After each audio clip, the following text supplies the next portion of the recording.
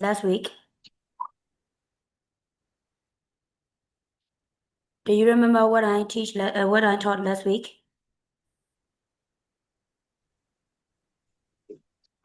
အဲ့တော့ teacher ပြီးခဲ့တဲ့တစ်ပတ်ကသင်ခဲ့တာကိုမမိလားဘာတွေသင်ခဲ့တော့မမိတဲ့လူပြောပြပါဦး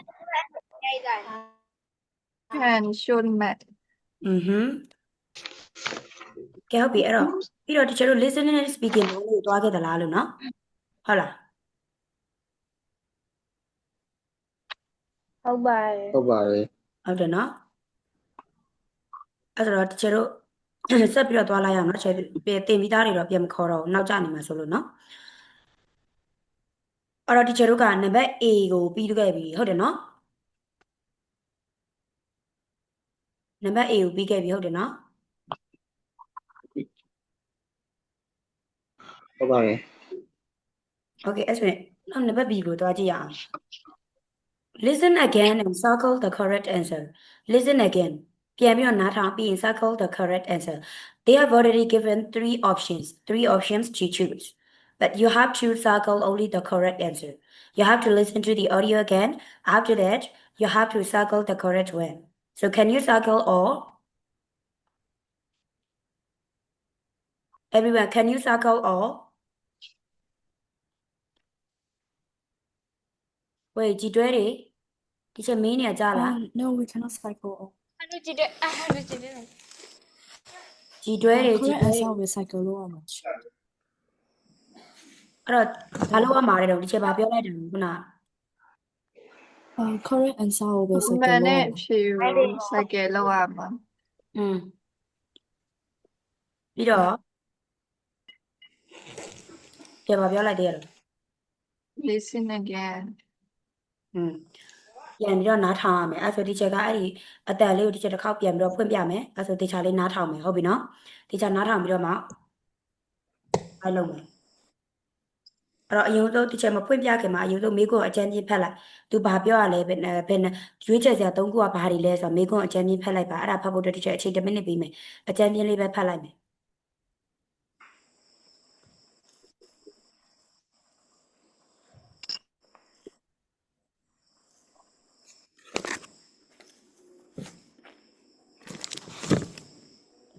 做家务啊。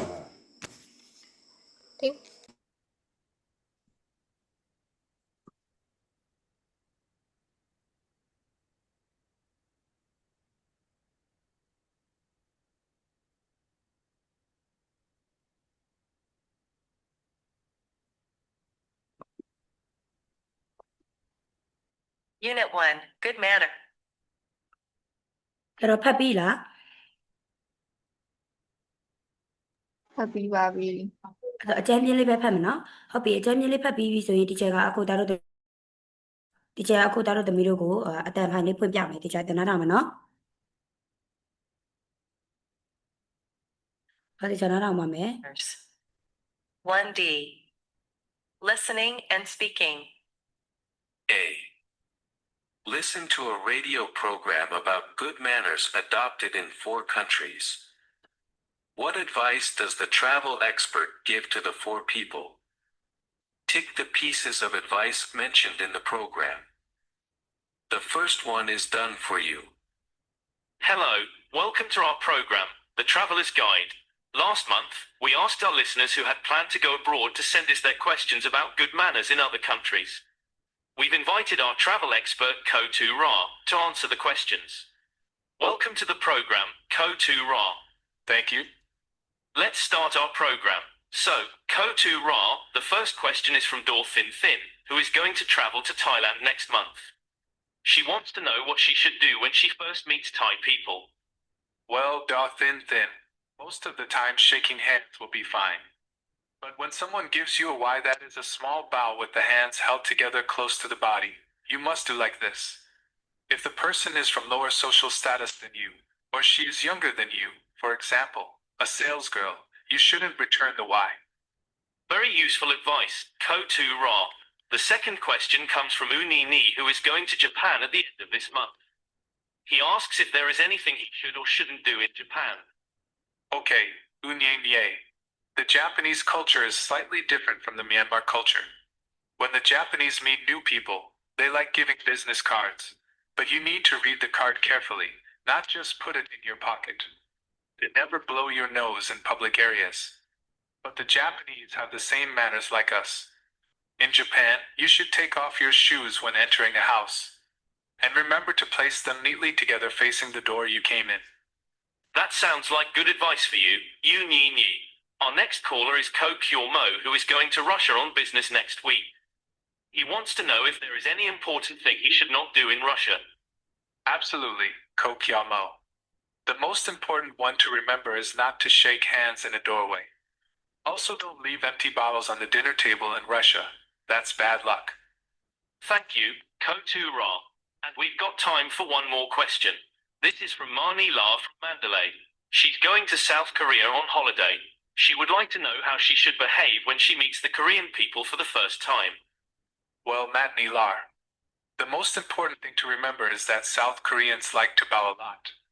As you are a foreigner, you won't be expected to do so. But it is a good way of showing respect to them.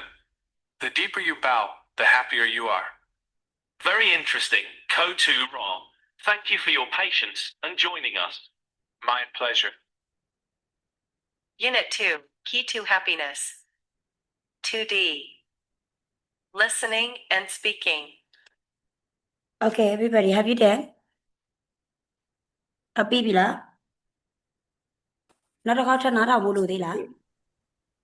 လောပါဘူး ဘယ်လိုအသေးချာနော်ကြောက်ပြီအဲ့ဆိုချေလို့ကြည့်ရအောင်အဲ့တော့ number 1မှာ according to the trouble is but you do not need to give a why to like in Thailand အဲ့တော့ anyone là people who are older than you là people who are from lower social status than you là people who are from lower social status Status than you. than you ဟုတ်တယ်အဲ့တော့အဖြေကဘာဖြစ်မှာတော့အဖြေမှာနံပါတ်ဘယ်လောက်ဖြစ်မှာတော့ A လား B လား C လား C လား C ဖြစ်မှာဟုတ်တယ်နော် Okay wait for a while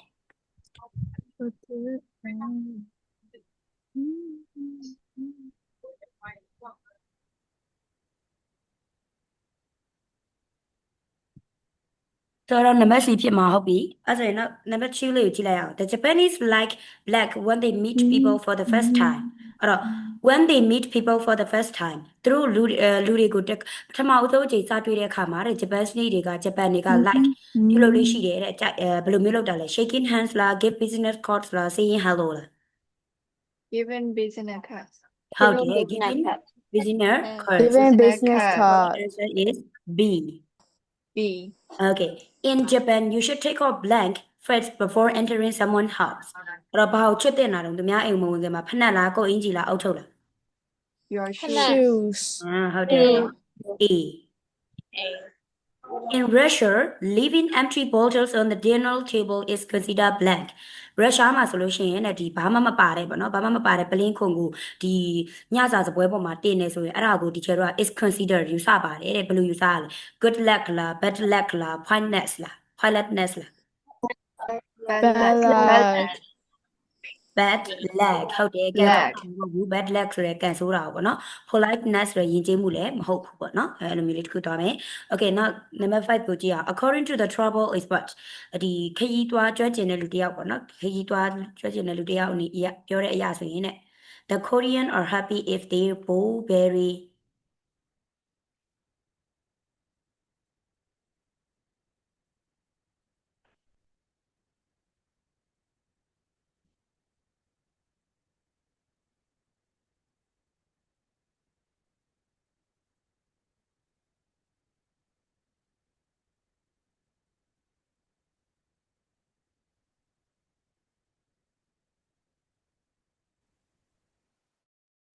Okay, sorry, because the power went out. ဒီချက်ဘက်ကမီးပြတ်သွားလို့နော် sorry နော် Okay, so let's check everyone. So အဲ့တော့နောက်တစ်ခုသက်ကြည့်မယ်နော် According to the trouble is budget အဲ့တော့ဒီခရီးသွားကြွကျင်တဲ့လူရဲ့ပြောစကားအရာပေါ့နော်ပြောစကားအရာ the Koreans are happy to the Korean wait for a while The Koreans are happy အဲ့တော့ Korean တွေကကိုရီးယားတွေကတဲ့ are happy ပျော်ရွှင်ကြတယ် if they both very black သူတို့ဘာဖြစ်ရင်နော်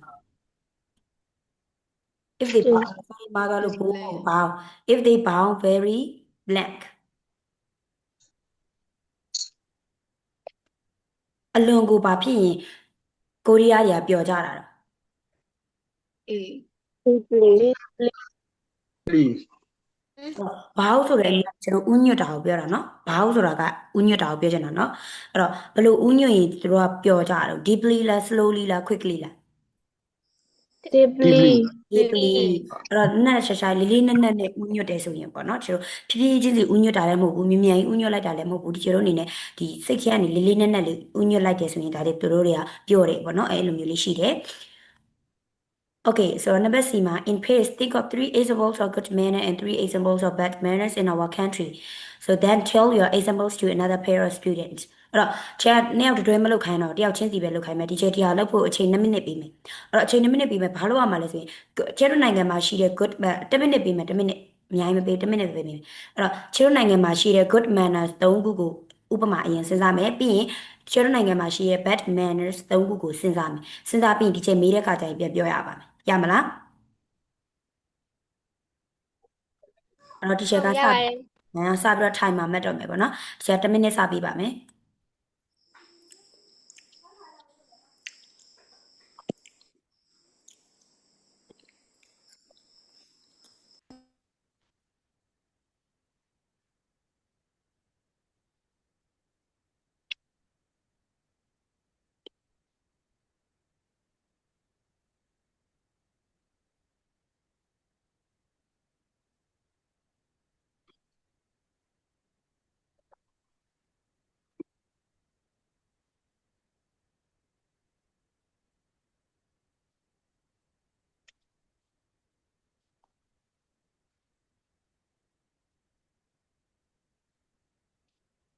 စဉ်းစားမယ်အင်္ဂလိပ်လိုစဉ်းစားမယ်နော်ကိုယ်နိုင်ငံမှာရှိတဲ့ good manners 3ခုနဲ့ bad manners 3ခုကိုအင်္ဂလိပ်လိုစဉ်းစားပါမယ်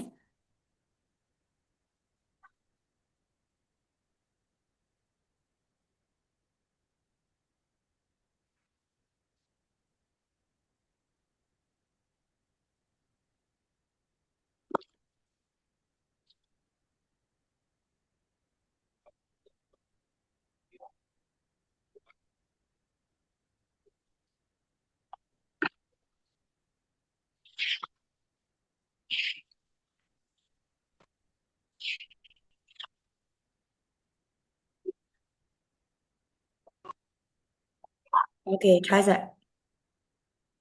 Everybody, are you ready? ရပြီလားအားလုံးစင်လေးဖြစ်ပြီလားဆိုတော့ဒီချက်ခေါ်လိုက်မယ်နော်ဒီချက်နာမည်ခေါ်လိုက်မယ်နော်အပထမဆုံးဘယ်သူ့ကိုချက်ခေါ်မလဲဆိုတော့စဆွဲလို့လားဟလားစဆွဲလို့လားစဆွဲလို့လား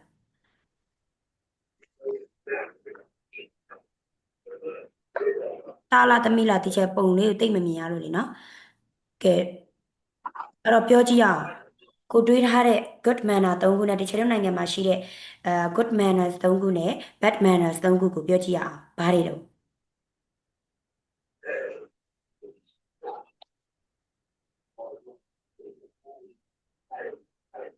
Hello SAZWE စဆွဲလားဆက်ဆွဲလားကြားလားသမီးလားဒီချက်တိတ်မမြင်ရလို့နော် profile လေးကိုကြားလားဒီချက်ရဲ့ class ထဲမှာရှိနေလား Hello တချို့တွေက microphone တွေရော camera တွေရောအကုန်ပိတ်ထားပြီးတော့မှဒီချက်ပြောရင်မကြားတော့ဘူးဘာလုပ်နေကြတော့ ရှိရတချင်နည်းနည်းအိမ်မှာပြဿနာလေးနည်းနည်းရှိလို့ချင် ဩဟုတ်ပြီ sorry အဲ့ဆိုဒီချက်မသိလို့နော်စဆွဲတန်းတက်လားရှင်နဲ့တန်းတက်စဆွဲဝရင်ပြေတန်းတက်လားရှင်တက်တယ်နော်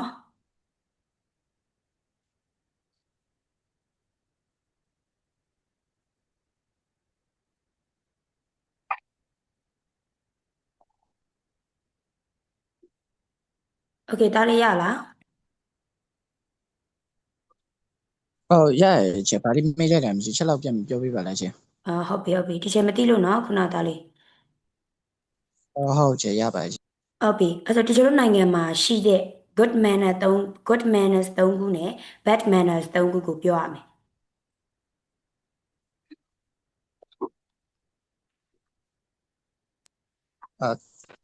good manner good manner 3ခုက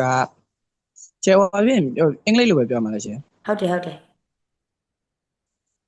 မြန်မာလိုပြောရင်လည်းရတယ်ဒါတကယ်လို့အင်္ဂလိပ်လိုမစဉ်းစားရသေးဘူး teacher ရေးမြန်မာလိုပဲပြောမယ်ဆိုရင်လည်းရတယ်အဲ့ဒါကို teacher အင်္ဂလိပ်လို translate လုပ်ပေးမယ် ဟုတ်ကျယ်ဝါမြန်မာလိုပဲပြောလိုက်မယ်နော်ရှင် ရတယ်ပြောလို့ရတယ်နော် good manner 3ခုကြတော့လူကြီးတွေရှေ့မှာဖြတ်သွားတဲ့ခါကျရင်ခေါင်းငုပ်ပြီးရှောက်တာတွေရယ် อือฮึ ပြီးတော့အိမ်ထဲဝင်ခင်မှာဖနက်ချွတ်တာရယ်လူကြီးသမင်းဝိုင်းမှာလူကြီးကိုအရင်ဆုံးဥချတာရယ် อือฮึအဲ့တော့ကျွန်တော်ဘယ်လိုပြောမလဲဆိုရင်သူဟုတ်တယ်နော်ဒါမှန်တယ်နော်ဟုတ်ပြီနောက်တော့ bad manner 3ခုอ่ะ ပတ်မှန်တာ3ခုကြတော့စီကံမလိုက်နာတဲ့စီကံမလိုက်နာတာတွေရယ်ပြီးတော့ဘာရှိတယ်လဲဆိုတော့စီကံမလိုက်နာတာတွေရယ်ပြီးတော့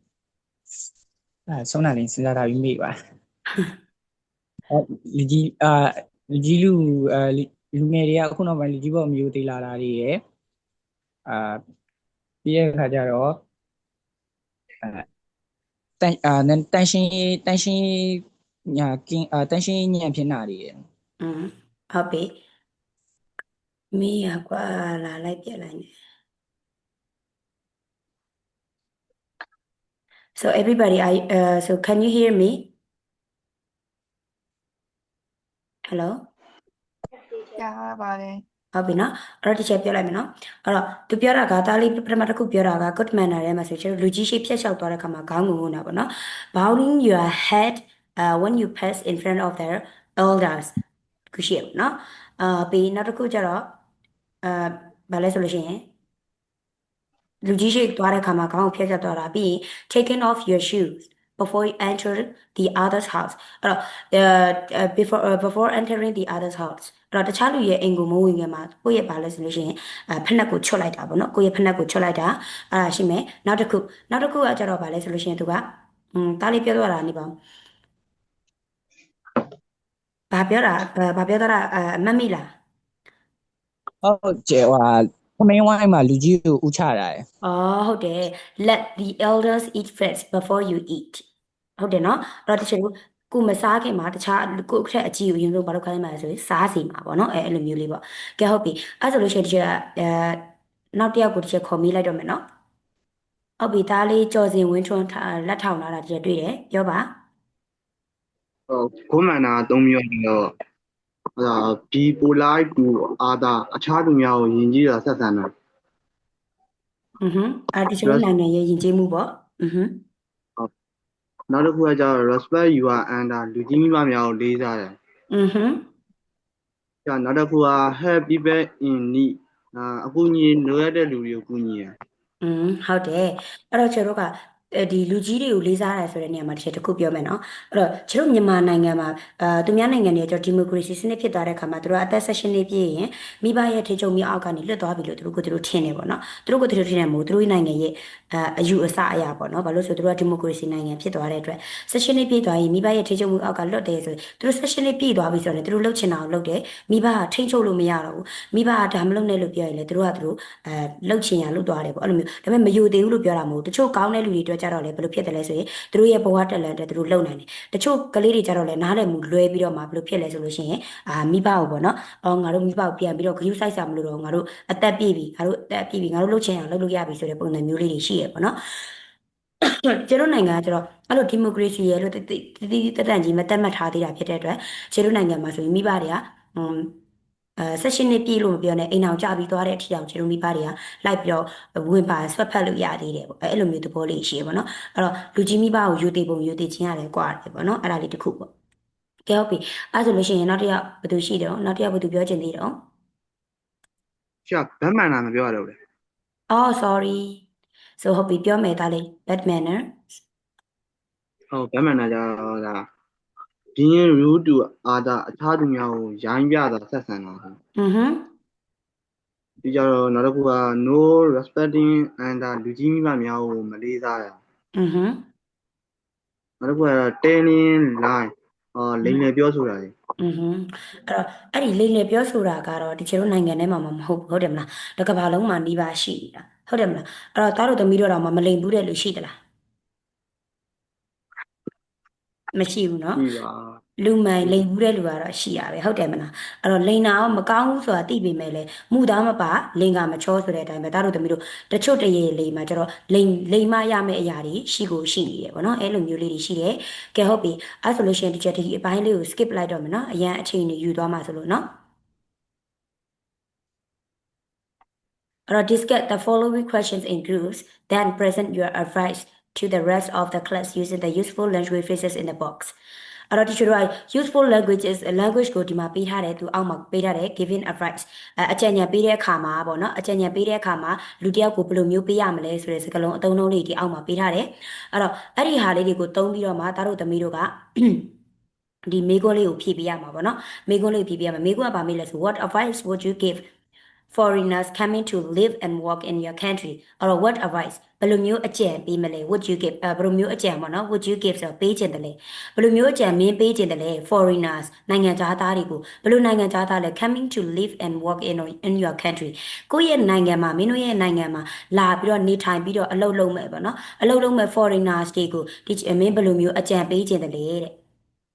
အဲ့တော့ဘယ်လိုအကြံပေးခြင်းတယ်လဲဆိုတော့ကိုအကြံပေးခြင်းတဲ့ဟာကိုအောက်ကဒီမှာပေးထားတဲ့ useful language ကိုသုံးပြီးတော့မှဒါတို့သမီးတို့ပေးလို့ရတယ်။ဥပမာဆို you should မင်းလုပ်တဲ့နယ်ပေါ့အနောက်ကနေ verb infinitive နဲ့လိုက်မယ်။မင်းလုပ်တဲ့နယ်ပါညာပြီးက you must have to အဲ့လိုမျိုး must နဲ့ have to ရဲ့အဓိပ္ပာယ်ကအတူတူပဲเนาะလုပ်ရမယ်ဆိုတဲ့အဓိပ္ပာယ်မျိုးလေးအဲ့လိုမျိုးလေးရတယ်အဲ့တော့ဒီအောက်မှာပေးထားတဲ့ဟာတွေအများကြီးရှိရပေါ့နော်။အဲ့ဒီစကားအဲ့ဒီဟာတွေကိုသုံးပြီးတော့မှတစ်ခုစီအကြံပေးရမယ်ဒါတို့သမီးတို့အဲ့တော့ဒီမှာပေးထားတာဒီဘယ်နှချက်ရှိလဲဆိုရင်2 4 6 8 10 1212ကြောင်းရှိတယ်အဲ့ဒီ12ကြောင်းတစ်ချက်အင်္ဂါပေးမယ်အဲ့ဒီ12ကြောင်းကိုသုံးပြီးတော့မှသားတို့သမီးတို့ကိုယ်နိုင်ငံကိုလာနေပြီးတော့အလုပ်လုပ်မဲ့ foreigner ကိုအကြံပေးရမယ်ကိုယ်နိုင်ငံမှာနေတော့ဘာတွေလုပ်တင်တယ်ဘာတွေမလုပ်တင်ဘူးအဲ့လိုမျိုးလေးကိုတော့ကျတို့ဘာလုပ်ရမလဲဆိုဒီ useful language ကိုသုံးပြီးတော့မှသားတို့သမီးတို့ပေးလုပ်ပေးရမယ်အဲ့ဒါကိုသားတို့သမီးတို့ဒီရေးစာအုပ်ထဲမှာရေးရမယ်ရေးပြီးရင်ဒီချက်ကိုအင်္ဂါ group ထဲမှာပို့ပေးရမယ်ရမလားရမနော်ဟုတ်ပြီအဲ့တော့အရင်တစ်ပတ်ကဒီချက်နှစ်ယောက်တွဲလုပ်ဖို့မြန်အိမ်စာပေးခဲ့သေးလား တယောက်တည်းအိမ်စာပေးထားတယ် ဟို can should must ကိုရေးခိုင်းထားတာ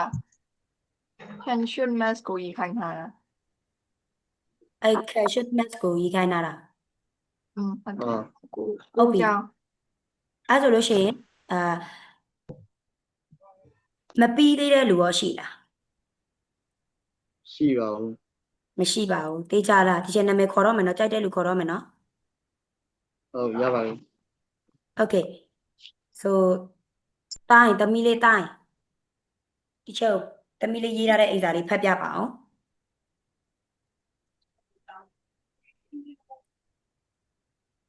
row number 12တမီလေးရေးထားတဲ့စာလေးတစ်ချက်ဖတ်ပြပါအောင် မမြင်ရသေးဘူး မရသေးဘူး ဒီချက်တမီးတို့လည်းမရသေးဘူးဒီချက် ဘာလို့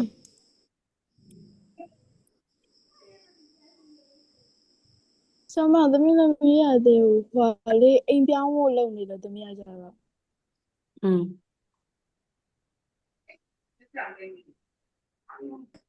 ဘယ်နှစ်ယောက်မရေးရသေးရတော့ဒီချက်လက်လေးထောင်ပြကြည့်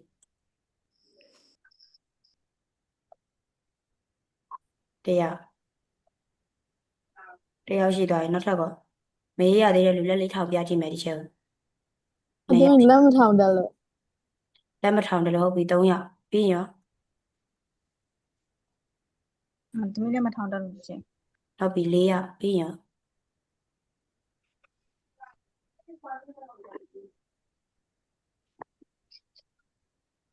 ပြီးရင်ရော စိတ်ကူးနေစားလို့ပြည့်ထုံစိတ်တယ်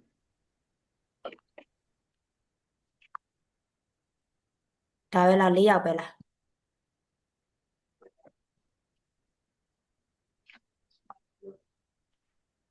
โอเคဟုတ်ပြီအဲ့ဆိုလို့ရှိရင်ရေးထားတဲ့လူတစ်ချက်ကိုဖတ်ပြပါအောင်ရေးထားတဲ့လူတွေက1ယောက်လား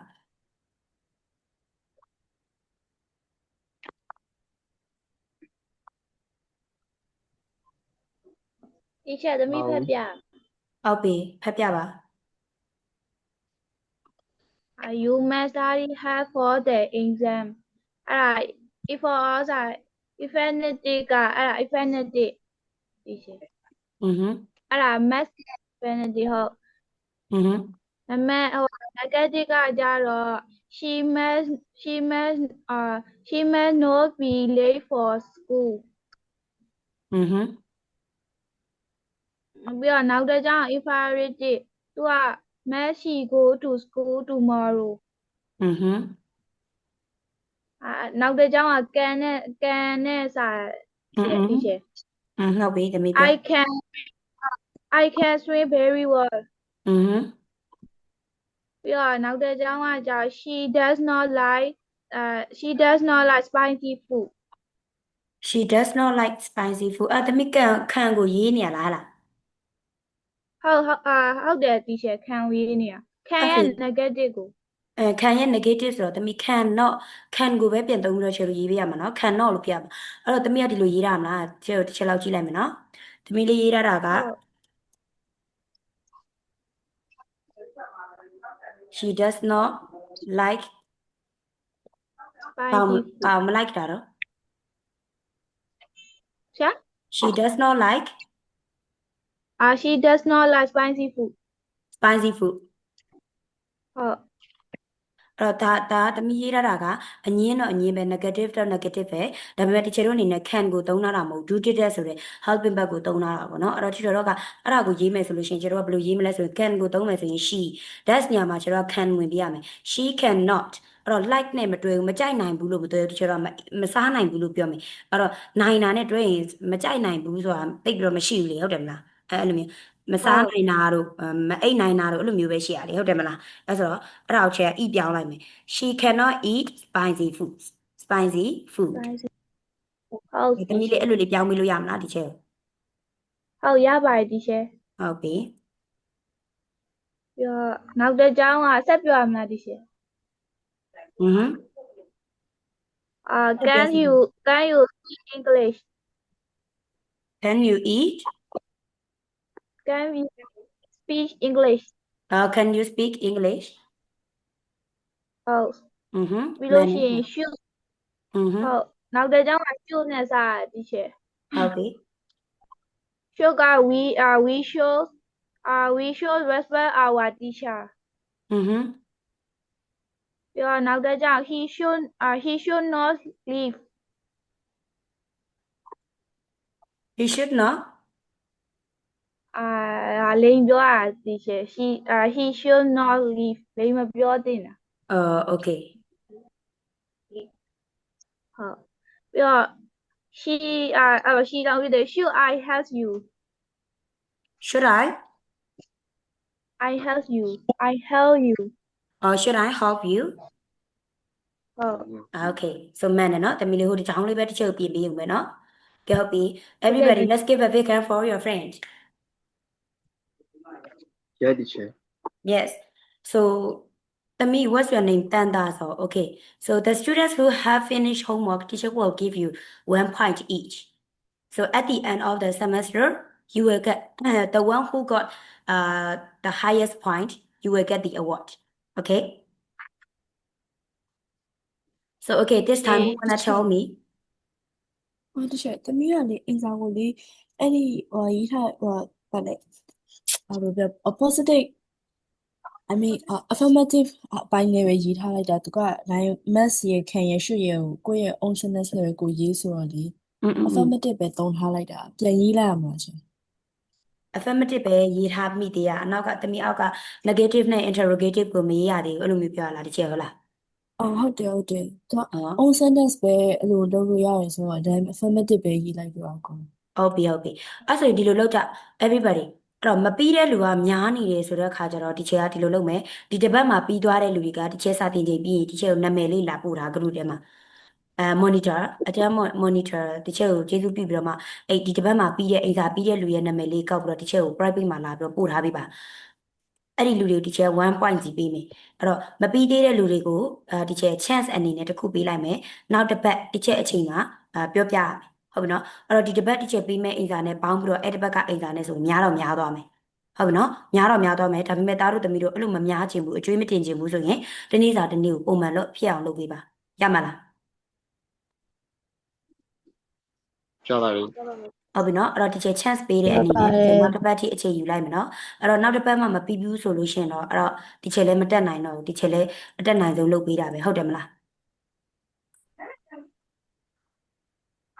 တော့တားတို့သမီးတို့မှာခက်ခဲအမျိုးမျိုးရှိနေဆိုတော့ဒီချက်သိတယ်ဒါပေမဲ့အိမ်စာကိုတော့ဒီချက်မဖြစ်မနေလေးလှုပ်စေခြင်းနဲ့ကိုဒီ G12 ရောက်နေတာဖြစ်တယ်ကိုဒီအရင်လို G11 G10 မှာတက်နေမှာမဟုတ်ဘူးဟုတ်ပြီနော်အဲ့တော့ G12 ဆိုတဲ့အင်အားကတားတို့သမီးတို့ကဒူးလောက်တယ်မှာရင်လောက်ကြတာအဲ့တော့ကိုကအများကြီးစူးစမ်းမှသာလေကိုမန်းတဲ့နေရာကိုရောက်ချင်မှရောက်တာဟုတ်ပြီနော်အဲ့တော့စူးစမ်းလေလေကိုအတွက်လမ်းမရောက်လေလေပဲအဲ့တော့ရှင်းရှင်းပြောရင်ဒီချက်ကတော့စူးစမ်းပါတားတို့သမီးတို့မှာအခက်အခဲအများကြီးရှိရဆိုတော့ဒီချက်သိပါတယ်ဒါပေမဲ့ပေးတဲ့အိမ်သားတော့မမှန်လေးလုပ်ပါပြီးလို့ရှိရင်စာအုပ်ပုံမှန်လေးလုပ်သွားပါအဲ့ဆိုရင်နောက်ကျရင်ကိုယ့်ပုံမှာဝင်ပြီးပြီမနေဟုတ်ပြီနော် ဒီချက်စကနာကဟာ3ခုဟာပြန်ရေးလိုက်ရမလား ဟုတ်တယ်သမီးဟုတ်တယ် โอเค သမီးက ချက်ပြန်ရေးလိုက်မယ်နော် affirmative နဲ့ရေးပြီးသွားရင်မလားသမီးက ဟုတ်တယ် ဟုတ်တယ်အဲ့ဆိုသမီးကဒီချက်ကိုပဲရေးပေးရတော့မှာ negative နဲ့ interrogative နှစ်မျိုးစီပဲရေးပေးရတော့မှာ โอเคချက် okay so အဲ့ဆိုရင်ဒီချက်တို့အချိန်ဆွဲတယ်လို့ဖြစ်သွားမှာဆိုလို့ဒီချက်ဆက်ပြီးတော့သွားလိုက်မယ်နော်အဲ့တော့ပြီးတဲ့လူတွေကနာမည်စရင်းဒီ monitor ကိုပေးထားပြီးတော့ monitor အတန်းပြီးတာနဲ့ဒီချက်စီကိုprivate ကနေပြီးတော့မှအဲ့နာမည်စရင်းလေးကိုပို့ပေးပါဒီချက်ဟိုဟာလေးပေးခြင်းလို့အမှတ်ကလေးပေးခြင်းလို့ဟုတ်ပြီနော် ဟုတ်ကဲ့ပါတီချေ okay အဲ့ဆိုဒီချက်တို့ဆက်ပြီးတော့မှသွားလိုက်အောင်နော် ကျဲရေးတာရိုက်ပြီးတော့ပို့ရမယ် ဟမ် ရိုက်ပြီးတော့ပို့ရမယ်လားရေးထားတာတွေက ဟုတ်တယ်ရိုက်ပြီးတော့ပို့ရမှာရေးထားတဲ့ဟာတွေလည်းရိုက်ပြီးပို့ရမှာ ဟုတ် monitor ကနာမည်ပဲပို့မှာဒါတို့သမီးတို့ကလူကိုယ်တိုင်ကဘာလုပ်ရမလဲဆိုရင်ဒီချက်ကိုစာတွေပို့ပေးရမှာတချို့တွေကအိမ်သာတာဒီချက်ကပေးတော့ group ထဲမှာလည်းဘာမှပို့ထားလည်းမတွေ့ဘူးဒီချက်စစ်ပြီးဆိုတယောက်တစ်လေလောက်ပဲတွေ့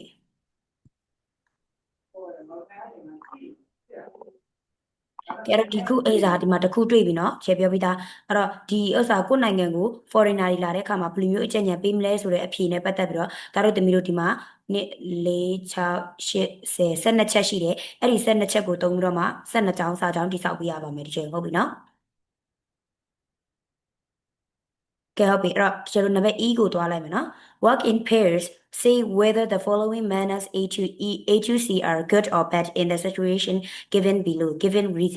reasons အဲ့တော့ကျွန်တော်ကနှစ်ယောက်တွဲလောက်ရမယ်အဲ့တော့ချက်တစ်ယောက်ချင်းစီပဲလောက်ခိုင်းလိုက်တော့မယ် say ပြောရမယ် whether the following manners အဲ့တော့ဖြစ်သလားဆိုတာ the following manners အောက်မှာပေးထားတဲ့အပြုအမူတွေ A ကနေ C ထိပေးထားတဲ့အပြုအမူ၃ခုဟာတဲ့ good manner လား bad manner လားဆိုတာချုပ်ပြောပြီးဆိုရင်ဒီဘာကြောင့် good manner လို့ပြောနိုင်တာလဲဘာကြောင့် bad manner လို့ပြောနိုင်တာလဲဆိုတာအကြောင်းပြချက်ပေးရမယ်တဲ့အဲ့တော့ကျွန်တော်က when you are invited to someone's birthday party when you are invited မင်းကိုဖိတ်ထားတယ် to someone's birthday party တစုံတစ်ယောက်ရဲ့ birthday party ကိုတက်ရောက်ဖို့အတွက်မင်းကိုဖိတ်ထားတဲ့အခါမှာတဲ့မင်းကသွားမယ်ဆိုရင်ပေါ့ပြောချင်တဲ့အဓိပ္ပာယ်တော့တားတို့သမီးတို့ကတစုံတစ်ယောက်ရဲ့ birthday party ကိုသွားမယ်ဆိုလို့ရှိရင်တဲ့အဲ့တော့ကျွန်တော်ကကင်မရာတွေပိတ်ထားတဲ့လူတွေအများများတယ်ကွယ်ကြီးတွဲတွေရဲ့ရှိတာမှလူလေးနည်းနည်းလေးကင်မရာတွေကြီးပဲပိတ်ထားကြတယ်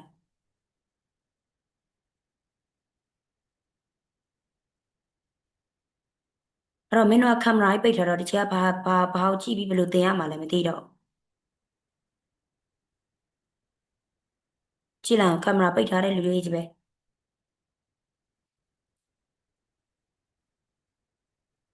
အဲ့တော့ဆက်ကြည့်မယ်နော်အဲ့ဆိုရင်လည်းအဲ့လိုသွားတဲ့အခါမှာတဲ့ကိုယ်တစုံတစ်ယောက်ရဲ့ birthday ကိုဖိတ်ထားလို့ဒီချက်တော့သွားမယ်ဆိုရင် A အနေနဲ့ bring present is အဲ့တော့ bring present အဲ့တော့လက်ဆောင်ယူသွားခြင်းဟာတဲ့ is ဖြစ်တယ် blank ကွက်လက်ဖြစ်တယ်ပေါ့နော်တကယ်လို့ good manner ဆိုရင်လည်း good manner bringing present is good manners because ဆိုပြီးတော့ဖြေပြရမယ်အဲ့တော့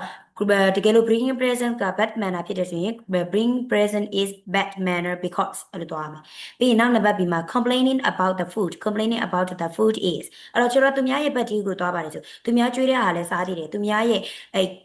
ပတ်ဒီမှာကျွေးတဲ့အစားအစာနဲ့ပတ်သက်ပြီးတော့မှဒီချေတို့ကမကောင်းကြောင်းပြောတာပေါ့နော် complaint တက်တာပေါ့အဲ့လိုမျိုးမကောင်းကြောင်းပြောတာတော့အဲ့လိုမျိုးอ่ะဆိုရင်ကောင်းတဲ့အပြုမူလားမကောင်းတဲ့အပြုမူလားတဲ့ဘာကြောင့်လဲတဲ့ပြီးရင် arriving more than 50 minutes late is arriving ရောက်ရှိခြင်း more than 15 minutes late အဲ့တော့15 minutes late ဆိုတော့15မိနစ်နောက်ကျပြီးမှသွားတာပေါ့နော်ရောက်သွားတာပေါ့ပြောချင်တဲ့ဒီပြတော့သူများမွေးနေ့ဖိတ်တာ3နာရီဆိုကွာ3နာရီ15လောက်မှရောက်သွားတာပေါ့အဲ့လိုမျိုးอ่ะဆိုရင်ကောင်းလားမကောင်းဘူးလားဘာညာပေါ့အဲ့ဒါလေးပေါ့နော်အဲ့ဒါလေးရေးပေးရမယ်ရေးပြီးတော့ reason ပေးရမယ်နောက်မှာအဲ့တော့ teacher တစ်ခါလေးလောက်ခိုင်းပါမယ်အဲ့ဒါကိုလုပ်ဖို့ teacher အချိန်5မိနစ်ပေးပါမယ်စမယ်နော်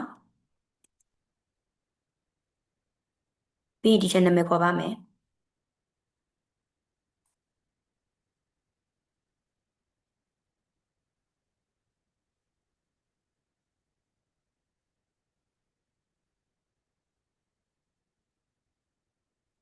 အင်္ဂလိပ်လိုလေးရေးပြီးပိုကောင်းမယ်နော် teacher အင်္ဂလိပ်လိုလေးရေးပြီးတော့ဖတ်ပြရင်လည်းမစိုးဒါပေမဲ့ AI တော့မသုံးနဲ့နော်အင်္ဂလိပ်လိုလေးကိုယ့်အကိုတစ်လုံးရေးရနှလုံးရေးရစဉ်းစားပြီးတော့လို့ရှိရင်ဆိုမသိရင် dictionary သုံးလို့ရတယ်နော် dictionary ကဖုန်းထဲမှာဆိုရင်လည်းဖုန်းထဲကနေ dictionary ကြည့်လို့ရတယ်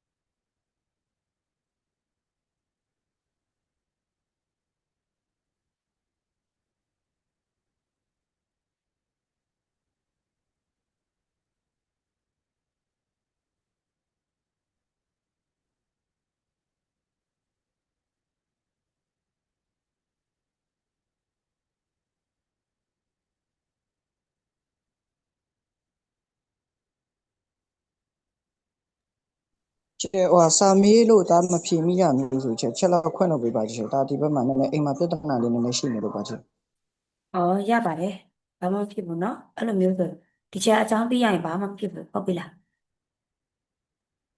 ဟုတ်ချေ ဒီချက်ဒီနေ့မျက်နှာနည်းနည်းတည်နေတယ်ဆိုတာဒီနည်းနည်းခေါင်းအုံနေလို့အားကြောင့်မို့သားတို့သမီးတို့ဘာမှဘာမှစိတ်တူမနေဘူးနော်တကယ်တော့ဒီချက်ဒီနေ့မျက်နှာတည်နေခရိုင်းနဲ့မတူဘူး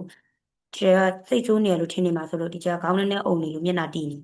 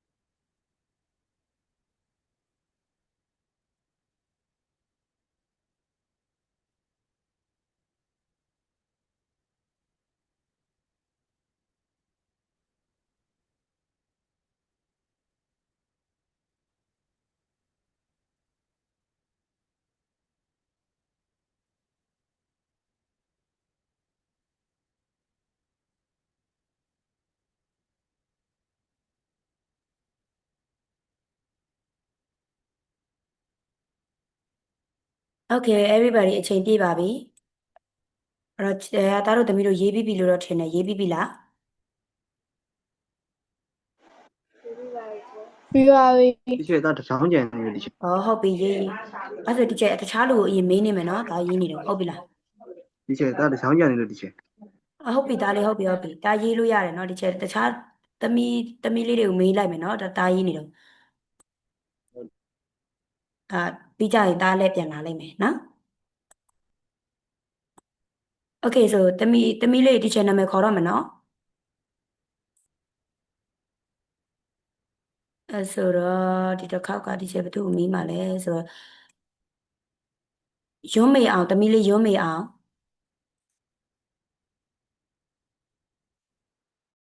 သမီးလေး ဟုတ်ကဲ့ပါချေ ဟုတ်ပြီဆိုတော့ဒီချက်ကိုပြောကြည့်ရအောင်စာကြောင်းပြည့်စုံလို့ပြောမယ်နော်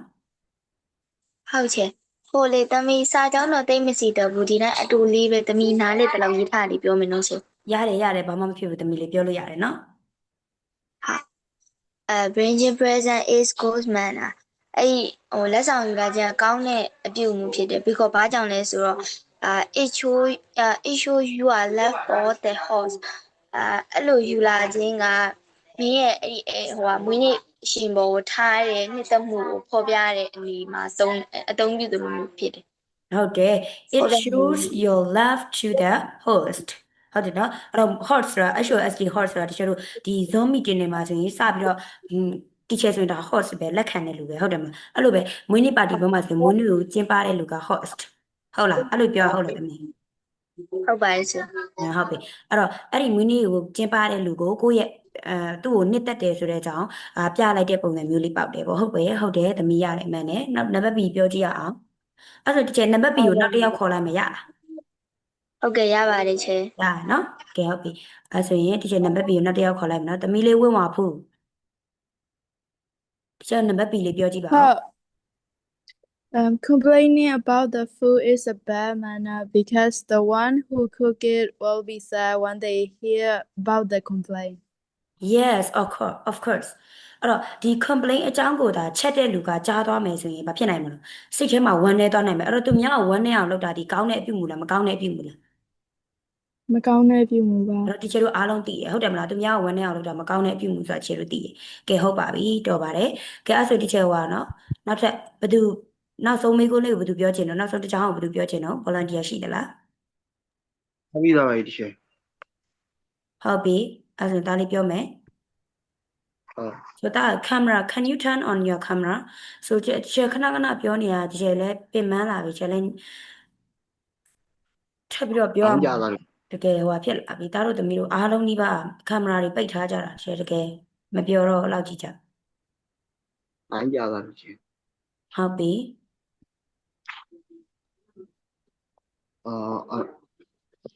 arrive more than 15 minutes late late is bad manner because it show despair for other people die ဟုတ်တယ်အဲ့တော့ကျတို့ကတခြားလူတစ်ယောက်ရဲ့အချိန်ကိုကျတို့ကတန်ဖိုးမထားဘူးမလေးစားဘူးလို့ထင်သွားနိုင်တယ်ဟုတ်တယ်မလားဒီကျတို့ကအချိန်နောက်ကျပြီးမှရောက်တယ်ဆိုရင်တခြားလူတစ်ယောက်ရဲ့အချိန်ကိုကျတို့ကမလေးစားဘူးတန်ဖိုးမထားဘူးလို့အဲ့လိုအရာမျိုးရောက်သွားတယ်အဲ့ဒီအတွက်ကြောင့်မို့ဒီအပြုမူလေးကဘာဖြစ်လဲဆိုလို့ရှိရင်ကျတို့ဒီရိုင်းဆိုင်တဲ့မကောင်းတဲ့အပြုမူလေးဖြစ်တယ်ပေါ့နော်အဲ့လိုမျိုးလေးပြောထားတယ်ပေါ့နော်ကဲဟုတ်ပါပြီဒါဆိုရင်ဒီကျတို့ writing ကိုတွားပါမယ်ဟုတ်ပြီနော်အဲ့တော့သားတို့သမီးတို့ဒီချက်ဒီနေ့အိမ်စာပေးတဲ့ဟာကအပေါ်ကဒီဥစ္စာတစ်ခုရှိမယ်ပြီးရင်ဒီ writing ဘိုင်းရှိမယ်ပေါ့နှစ်ခုရှိမယ်ဟုတ်ပြီနော်အပေါ်ကဒီဟာရေးတဲ့ဟာအတွက်ကဒီချက်က10မှတ်ပေးမယ်10မှတ်ပေးမယ်နော်ဒီဟာရေးတဲ့အတွက်က10မှတ်ပြီးရင်အောက်က writing ရေးတဲ့အတွက်က10မှတ်စုစုပေါင်းအမှတ်20ပေးမယ်ဟုတ်ပြီနော်အမှတ်20ပေးမယ်အဲ့တော့ဒီချက်နောက်တစ်ပတ်ဟိုဖြစ်တဲ့အချိန်မှာပြီးနိုင်တဲ့လူဒီချက်ကိုထပ်နိုင်တဲ့လူဆိုလို့ရှိရင်ဒီချက်ကစာကိုဖတ်ပြီးတော့မှထပ်တဲ့အချိန်မီပြီးတယ်ဆိုရင်ကို9မှတ်စီရမယ်ဟိုအပေါ်ကနံပါတ်အတွက်လည်း9မှတ်ရမယ်ဒီအောက်ကနံပါတ် writing အတွက်လည်း9မှတ်ရမယ်ထပ်တယ်ဆိုရင်အဲ့လိုကြည့်ပြီးတော့မှကောင်းတယ်ဆိုရင်ဒီချက်ကအကောင်းနဲ့လိုက်ပုံမှုတည်ပြီးတော့ထပ်ပြီးတော့အမှတ်ကတိုးသွားမယ်ဟုတ်ပြီနော် ကဲအဲ့တော့ရေးတဲ့အခါမှာဒီချက်ဒီဘာမလုပ်စေချင်လဲဆို AI copy လုံးဝမကြိုက်ပါဘူးဒီချက်ကစာဖတ်လိုက်တာနဲ့သိပါတယ်နော်ဟို Amazon တော့မဟုတ်ဘူးဒါပေမဲ့စာဖတ်လိုက်တာနဲ့ဆီယာမတစ်ယောက်ရဲ့အတွေ့အကြုံရပါနော်စာဖတ်လိုက်တာနဲ့ဒါဒီ AI copy လားအုံကျွန်းလားဆိုတော့ဒီချက်သိရပေါ့နော်အဲ့ဒါကြောင့်မလို့ဒါတို့သမီးတို့ AI တော့ copy မလုပ်စေချင်ဘူးတကယ်လို့ copy ကျင်နေဆိုရင်တော့ဒီချက်တစ်ခါပြောမှုပါတယ်အဲ့ကို copy မဲ့စလုံးရဲ့စကားလုံးတွေအားလုံးကိုအတိတ်ပဲသိသလားသိတယ်ဆိုရင်ရတယ်ကူးလို့ရတယ်ဒီချက်ကိုအတိတ်ပဲပြန်ပြောနိုင်ရတယ်ဟုတ်ပြီနော်ရမလားအဲ့တော့ကျွန်တော် right ချိန်မှာကျွန်တော်ဒါတို့သမီးတို့ကဘာရေးရမလဲဆိုလို့ရှိရင်ဒီမှာကြည့်increase complete the table with examples of good and bad manners and for an interview တစ်ခုအတွက် the bad manners good manner တွေရဲ့ example တွေကိုဘယ်မှာဖြည့်ရမလဲဆိုရင်ဇယားမှာဖြည့်ရပါမယ်တဲ့အဲ့တော့ဒီမှာ examples of good manner ဆိုဒီမှာနှစ်ချက်သူကပေးထားပြီးကိုကနှစ်ချက်ထပ်ပြေးလိုက်အောင်ပဲအဲ့တော့ examples of bad manner မှာလည်းသူနှစ်ချက်ပေးထားပြီးအဲ့တော့ကျွန်တော်ကနှစ်ချက်ထပ်ပြီးတော့မှဖြည့်လိုက်အောင်ပဲပေါ့နော်အဲ့လိုမျိုးလေးတစ်ခုရှိမယ်အဲ့တော့လေရေးပြီးသွားပြီဆိုနောက်နှစ်ပတ်ပြီးမှကျွန်တော် read the following letter and write a reply based on the information in the above table အဲ့တော့ဒီကျွန်တော်က read the following letter အောက်မှာပေးထားတဲ့ letter ကိုဒီကျွန်တော်အရင်ဆုံးဖတ်ရမယ်အောက်မှာပေးထားတဲ့ letter ကိုဘာလုပ်ရမှာတော့အရင်ဆုံးဖတ်ရပါမယ်ဖတ်ပြီးတော့မှခြေတို့ကအဲ့ဒီစာကိုဖတ်ပြီးတော့ဒါလူတစ်ယောက်ကဒီခြေတို့စီပေးလိုက်တဲ့စာအဲ့ဒါဒီကျွန်တော်အဲ့စာကိုဖတ်ပြီးတော့မှအဲ့စာကိုဘယ်လို reply ပြန်မလဲဟုတ်ပြီနော်အဲ့တော့ဘယ်လို reply ပြန်မလဲဆိုတော့ reply ပြန်တဲ့အပေါ်မှာဘယ်ပေါ်မှာမူတည်တော့ကျွန်တော်တို့ reply ပြန်မလဲဆိုတော့အပေါ်ကကျွန်တော်သုံးထားတဲ့ good manners နဲ့ bad manners ရဲ့အကြောင်းကိုသုံးပြီးတော့မှကျွန်တော်တို့ဒီ reply ပြန်မယ်အဲ့တော့ဒီစာလေးကိုကျွန်တော်နဲ့တူတူဖတ်ကြည့်လိုက်ရအောင်အတန်ထွက်ပြီးတော့လိုက်ဖတ်ရအောင်နော်အဲ့တော့ microphone လေးတွေဖွင့်ထားမယ်အားလုံး microphone လေးတွေဖွင့်ပြီးတော့ကျွန်တော်နဲ့တူတူအတန်လိုက်ပြီးတော့မှထွက်ရအောင်နော်အတန်လိုက်ထွက်ပြီးတော့မှဖတ်ရအောင်စမယ်နော် microphone လေးတွေဖွင့်ပါအားလုံးဖွင့်ပါဒီချက်ဖွင့်မယ်နော်ဖွင့်ပြီးပြီလားတယောက်ကျန်နေပြီလား microphone လေးတွေဖွင့်မယ် Okay အဲ့ဆိုစပြီးတော့ဖတ်ကြရအောင်နော်စမယ် 1 2 3 go Dear Mama Ji Dear Mama Ji as following I have interview next week for the Ministry of the International Cooperation. The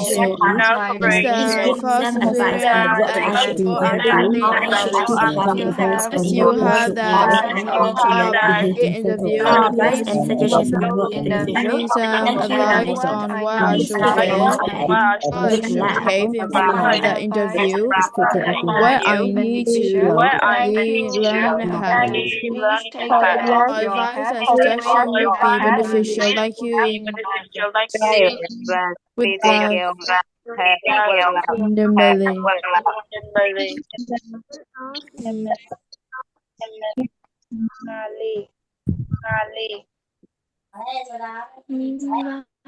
Okay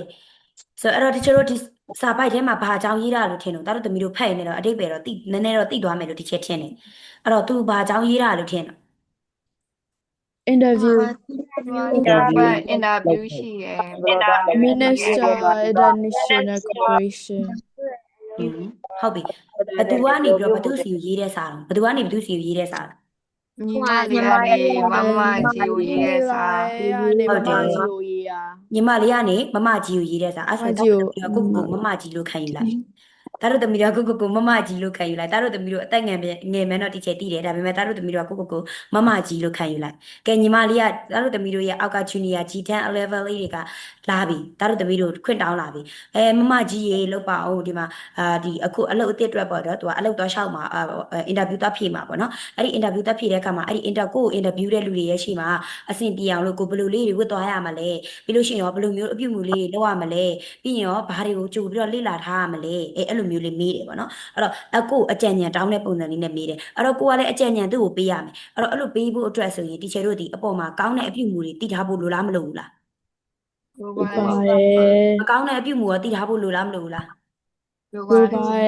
အဲ့တော့ဘယ်ကိုပြန်လို့သွားလို့ရလဲဆိုအပေါ်ကတီချာတို့အင်စာပေးထားတဲ့ you should you must you can you need to ကနေသွားလို့ရတယ်ဟုတ်ပြီနော်အဲ့တော့ညီမလေးမင်းဒါလုပ်တဲ့နေဆိုရင်တော့ you should blah blah အနောက်ကနေ you should blah blah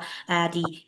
အပြုတ်မှုလေးပေါ့နော်ဒီဇယားတွေကကောင်းတဲ့အပြုတ်မှုလေးကိုဥမာဒီမှာကြည့် knocking at the door before you enter the room knocking ခောက်တကားခောက်တာ at the door တကားကိုခောက်တာပေါ့ knocking ဆိုတာခောက်တာ at the door တကားကိုခောက်တာ before you enter the room အခန်းကိုမဝင်ခင်မှာတာတို့သမီးတို့တကားခောက်ခြင်းဆိုရင်ကျေးမှုတစ်ခုပဲကောင်းတဲ့အပြုတ်မှုပဲဟုတ်ပြီအဲ့ဒါကိုဒီကျတို့က you should နဲ့တော့တွဲလိုက်မယ်အဲ့ဆိုမြင်တကားခောက်တဲ့နဲ့အခန်းကို interview လုပ်မဲ့အခန်းကိုမဝင်ခင်မှာမြင်တကားခောက်တဲ့နဲ့ဆိုတာလေးတွားမယ်ပေါ့နော်အဲ့တော့အဲ့ဒါလေးကိုတွားချင်တယ်ဆို should ရဲ့အနောက်မှာဒီကျတို့ဒီ verb ing လိုက်လို့ရတာ should ရဲ့နောက်မှာ verb ing လိုက်လို့ရလားဘာပဲလိုက်ရမှာ infinitive ဟုတ်တယ် verb 0 or verb infinitive ပဲလိုက်ရမှာဟုတ်လားအဲ့ဆိုတော့ကျတော့ knocking ကို verb 0ပြောင်းကြည့်တော့ဘယ်လိုဖြစ်သွားမှာလဲ knock knock knock knock knock အဲ့တော့ you should knock the door you should knock at the door before you enter the room အဲ့ဒါလေးကကောင်းတဲ့အပြုတ်မှုလေးပေါ့နော်အဲ့တော့ကျတို့ကအဲ့လိုမျိုးလေးမရေးခင်မှာတချို့ဘယ်လိုမျိုးပြောလို့ရလဲဆိုအဲ့ဆိုရင်ကျတို့သူရေးတဲ့စာအတိုင်းကျတို့ကလည်းပြန်စာရေးပြီပေါ့နော်ပြန်စာရေးတဲ့အခါမှာဘယ်လိုရေးမလဲဆိုရင်ဒီကညီမလေး how are you how about your new job ဘာညာကွကတို့ကိုလည်းလိုက်ရေးမယ်ပေါ့နော်ရေးပြီးသွားလို့ရှိရင်ဆိုမင်းမမအောင်မေးခဲ့တယ်လို့ပဲ you asked me beforeမင်းမမအောင်အရင်ကမေးခဲ့တယ်လို့ပဲအဲ့တော့အမကနေပြီးတော့မမင်းကိုဘာလဲဆိုအကြံလေးပေးခြင်းနဲ့ပဲဒီအခုအမပြောမယ့်အကြောင်းအရာကအောက်မှာဖော်ပြထားတာတွေကတော့ကောင်းတဲ့အပြုတ်မှုလေးတွေဖြစ်တယ်အဲ့ဒီအပြုတ်မှုလေးတွေကိုလုပ်ရင်တော့interviewer တွေကကြိုက်လိမ့်မယ်ဘာညာနဲ့ပြောတော့အောက်ကနေကောင်းတဲ့အချက်ကလေးတွေကိုတက်စီပြီးတော့ you should ဘာညာ you must ဘာညာနဲ့သုံးသွားလိုက်မယ်အဲ့ဒါကိုကကောင်းတဲ့အချက်တွေပြောပြီးသွားပြီဆိုဒါလေးတွေတော့by the way စကားမဆက်ပေါ့နော်ဒါအပြင်ဆိုလည်းပြောလို့ရတယ် moreover ဒါအပြင်မပြုတ်လို့တဲ့အရာတွေလည်းအမပြောချင်တယ်ဆို I would like to talk about that manner as wellအဲ့ဆို they are ဆိုပြီးတော့မှအောက်ကနေကျတော့ dash ခံပြီးတော့မှအချက်တိုင်းချရေးတော့လို့ရလားမရဘူးလားဘာလို့တမီးတို့ကဘာနဲ့ဆက်နေလဲဆိုရင်ဒီအပေါ်မှာသုံးခဲ့တဲ့ you should တို့ you must တို့ you shouldn't တို့ you mustn't တို့ you don't တို့အဲ့လိုမျိုးတွေနဲ့တွားပြီးတော့ဆက်နေတယ်ဟုတ်တယ်နော်အဲ့ဒီဟာကိုတိဆောက်ကောက်တိဆောက်တက်ပြီဆိုရင်ဒီမှာလည်းဒါတို့တမီးတို့ကအပေါ်မှာလည်းဖြည့်ခဲ့ပြီးသား good manners နဲ့ bad manners ကိုဖြည့်ခဲ့ပြီးသားဖြစ်တဲ့အတွက်ဒါတို့တမီးတို့အောက်က letter ရေးတဲ့အခါမှာရေးလို့လွယ်သွားပါမယ်ရမလားletter ရင်းနှီးကတော့ဒါတို့သမီးတို့ကြည်တန်းကြတဲ့တင်ခဲ့ရမယ်လို့ဒီချက်ထင်ပါတယ်ဟုတ်ပါတယ်ဟုတ်တယ်နော်အဲ့ဆို letter ရင်းနှီးကိုဒီချက်တကူတကားပြန်တင်ပေးစရာတော့မလိုဘူးထင်ပါတယ်နော်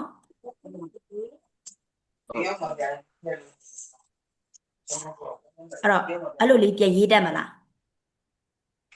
ရေးတတ်ပါလေရေးတတ်ပါရဲ့ဟုတ်ပြီနော်မရေးတတ်လို့ရှိရင်ဒီချက်ကို private မှာစာပို့ပြီးတော့မေးလို့ရတယ်ဒီချက်ဘယ်လိုရေးမှာလဲဒီချက်ကအတန်းနေပြီးနေတော့တစ်ခါတလေကြာစာပဲကြည့်အောင်ဒီချက်အားတဲ့ချိန်ကြာရင်ကြည့်ပြီးတော့မှပြန်ပေးမယ်ဟုတ်ပြီနော်အဲ့တော့ဒါတို့သမီးတို့ကရေးလို့ရတယ်ကိုယ့်ကိုစာကြောင်းတိစောက်လို့ရတယ်စာကြောင်းအရှိကြီးတွေနဲ့စကားလုံးအသစ်အစမ်းတွေသုံးမှမဟုတ်ဘူးဒါတို့သမီးတို့တည်ပြီးသားစကားလုံးလေးနဲ့စာကြောင်းတူတူလေးတွေ50ကြောင်း56ကြောင်း9ကြောင်း10ကြောင်းအဲ့လိုမျိုးတိစောက်နိုင်ကိုဒီချက်ကြည်နေတယ်ဟုတ်ပြီနော်ဒါပေမဲ့ချက် AI copy တော့ယူလာမပေးပါနဲ့ဟုတ်ပြီနော်အဲ့တော့ချက်ပြောပြီးသား AI copy ခြင်းနဲ့ဆိုရင်အဲ့ဒီအထက်ကစကားလုံးအားလုံးကိုတိလာတခြားပြန်ဖတ်ကြည့်ပါတိမှ copy ခဲ့ပါဟုတ်ပြီနော်ကဲဟုတ်ပြီအဲ့ဆိုရင်တို့သမီးတို့ရဲ့ဒီနေ့အတွက်အင်္ဂါနှစ်ခုပဲရှိမယ်ကျန်တဲ့ဟာကိုဒီချက်က unit 2ကိုတွားပြီးတော့တင်မှာဖြစ်တဲ့အတွက်အင်္ဂါပေးစရာမရှိဘူး unit 2အတွက်ကတော့တို့သမီးတို့ဒီနေ့အတွက်က အင်္ဂါနှစ်ခုတေချာမှတ်ပါမယ် 1e က writing နဲ့နော် 1e က writing နဲ့ 1d ကနံပါတ် D ပါ 1d ကနံပါတ် D ရဲ့ 1e က writing ရဲ့တို့သမီးတို့အတွက်အင်္ဂါပါဟုတ်ပြီနော်အဲ့တော့ဒီ 1d ရဲ့နံပါတ် D ကအင်္ဂါအတွက်10မှတ်ရမယ် 1e ကနံပါတ်1e အတွက်အင်္ဂါက10မှတ်ရပါမယ်အဲ့တော့တို့သမီးတို့အချိန်မီထပ်နိုင်နေဆိုရင်5မှတ်က automatic ရပါမယ်ဟုတ်ပြီနော်တီချာ10 minute တီချာပဲတော့လေဟုတ်ကဲ့ပါdeadline ကနောက်တစ်ပတ်တီချာရဲ့အချိန်ဒီလိုနေ့ကပုတ်တဟူးနေ့ကတီချက်ရဲ့အချိန်မလားနောက်တစ်ပတ်ပုတ်တဟူးနေ့မရောက်ခင်တီချက်အချိန်မရောက်ခင်ဒီလိုပေါ့နောက်တစ်ပတ်ပုတ်တဟူးနေ့တီချက်အချိန်ကခွန်ကွဲကနေစရမလားဟုတ်တယ်မလားခွန်ကွဲကနေကိုကွဲအဲ့ဆိုခွန်ကွဲမတိုင်ခင်ခွန်ကွဲထိုးဖို့2မိနစ်3မိနစ်အလိုမှာပို့နိုင်ရင်ရပြီဟုတ်ပြီနော်အဲ့တော့နောက်တစ်ပတ်တီချက်အချိန်မတိုင်ခင်ခွန်ခွဲဖို့အတွက်2မိနစ်3မိနစ်အလိုမှာပို့နိုင်ရင်ကို5မှတ် automatic ရပြီကြားမလားရပါမယ်ဟုတ်ပြီအဲ့ဆိုနားလည်ပြီနော်တီချာရှင်းဒါကြောင့်ပါဗျာကိုမနာဘာမနာတိုက်တာရေးလို့ရမလား good manner နဲ့ bad manner က ကိုကြိုက်တာပြောပါဦး ရတယ်ကိုကြိုက်တာရေးလို့ရတယ်ကိုကြိုက်တာရေးလို့ရတယ်ဆိုပေမဲ့ तू ကအလုပ်အင်တာဗျူးသွားမှာနော်အလုပ်အင်တာဗျူးသွားမှာဆိုတဲ့အခါကျတော့တချို့တို့ကအဲ့ဒီအလုပ်အင်တာဗျူးနဲ့ပတ်သက်တဲ့ good manner bad manner လေးရေးရင်တော့ပိုကောင်းမယ်ပေါ့ဒါတော့သမီးတို့မသိ YouTube မှာရှာလို့ရတယ်လေဟုတ်တယ်မလားအင်တာဗျူးအတွက် good manner နဲ့ bad manner ဆိုရိုက်ရှာလိုက်လို့ရှိရင်ဆို YouTube မှာအများကြီးထွက်လာလိမ့်မယ်ဒါမှမဟုတ် Google မှာလည်းရိုက်ရှာလို့ရတယ်ဟုတ်တယ်မလားအဲ့တော့အင်တာဗျူးအတွက် good manner နဲ့ bad manner ဆိုရိုက်ရှာလိုက်ရင်အများကြီးထွက်လာမှာထွက်လာတဲ့နေရာမှာဒါတို့သမီးတို့ကြိုက်တဲ့2ချက်3ချက်ကိုစာချောင်းတိဆောက်လို့ရတယ်ရမှာလား ချက်ဟိုလိုမျိုးရေးလို့ရတယ် ဘယ်လိုမျိုးလဲပြောကြည့်သမီးလေး bad manner နဲ့ good manner နဲ့တွဲပြီးတော့ရေးတာ ရတယ်အဲ့လိုလဲရတယ် ဟုတ် အဓိကသားတို့သမီးတို့ရေးတဲ့အထဲမှာဘာပါရမလဲဆိုရင် interview အတွက်ဘယ်အပြုတ်မှုကတော့ကောင်းတယ် interview အတွက်ဆိုရင်ဘယ်အပြုတ်မှုကတော့မကောင်းဘူးဆိုတဲ့ဟာလေးအကြံပေးတာလေးပါရမယ်အကြံပေးတာလို့ဖြစ်တဲ့အတွက်သားတို့သမီးတို့ shit တို့ must တို့သုံးရမယ်ဟုတ်နော် bad manner အတွက်ဆိုရင်တော့ shouldn't တို့ mustn't တို့ can တို့ cannot တို့အဲ့လိုမျိုးလေးတွေသုံးရမယ်အဓိကတော့ should can must ကိုသုံးရမယ်ပေါ့နော်အဲ့ဒီ model ဘတ်3မျိုးကိုအဓိကသုံးရမယ်ပေါ့နော်အဲ့လောက်ဆိုရမလားနားမလည်တဲ့လူရှိသေးလားတစ်ချက်မေးလို့ရရနော် ရပါတယ် ကြပါရဲ့ ရရနော်အဲ့ဆိုလို့ရှိရင်ဒီချေ unit 2ကိုဆက်သွားလိုက်မယ်နော်ရမယ်မလား ရှာပါမယ် ဟုတ်ရပါတယ် Okay let's go to unit 2ဆိုတော့အဲ့တော့ unit 2ကိုဒီချက်ကဘာမှမလုပ်ခင်မှာအရင်ဆုံးသားတို့သမီးတို့ကိုဒီချက်ကအချိန်2မိနစ်ပေးမယ်2မိနစ်ပေးတဲ့အချိန်တွင်းမှာသားတို့သမီးတို့ကအကြမ်းမြင့်ဖတ်ရမယ်ဒီစာပိုက်တွေကိုအကြမ်းမြင့်ဖတ်ပြီးတော့မှ3မိနစ်ပေါ့ဒီချက်3မိနစ်ပေးမယ်ထားလိုက်တော့3မိနစ်ပေးတဲ့အခါမှာအကြမ်းမြင့်ဖတ်ပြီးတော့ဘယ်စကားလုံးကတော့ငါနဲ့မရင်းနှီးတာလဲဘယ်စကားလုံးမှာအတိတ်ပဲမသိတာလဲပြီးရင်ဘယ်စကားလုံးကငါအတန်မထွက်တတ်တာလဲအဲ့ဒါလေးဒီချက်ကိုတစ်ချက်ကြည့်ပြီအဲ့တော့ဒီချက်3မိနစ်ပေးမယ်စာပိုက်အစဆုံးတော့အစဆုံးကိုတခြားလေးကြည့်လိုက်တော့ဟိုလိုအသေးစိတ်ကြည့်ခိုင်းတာမဟုတ်ဘာသာပြန်ခိုင်းတာမဟုတ်ဘယ်စကားလုံးတော့ငါနဲ့မရင်းနှီးဘယ်စကားလုံးကငါနဲ့မရင်းနှီးဘယ်စကားလုံးတော့မသိဘူးအဲ့ဒီမသိတဲ့စကားလုံးမရင်းနှီးတဲ့စကားလုံးအတန်မထွက်တတ်တဲ့စကားလုံးကိုမြင်းလေးတားခဲ့လိုက်ဟုတ်ပြီနော်အဲ့လိုမျိုးလေးကြည့်ပြီအဲ့ဒါကိုဒီချက်ကအဲ့လိုကြည့်ဖို့ကိုဒီချက်က2မိနစ်ပေးရင်လုံလောက်လား3မိနစ်ပေးရင်လုံလောက်လားဘယ်လောက်ပေးရမလဲ3မိနစ်ပါ 3မိနစ်နော် ဟုတ်ချေ ဟုတ်ပြီအဲ့ဆိုဒီ3မိနစ်ပေးမယ်စလို့ရပြီ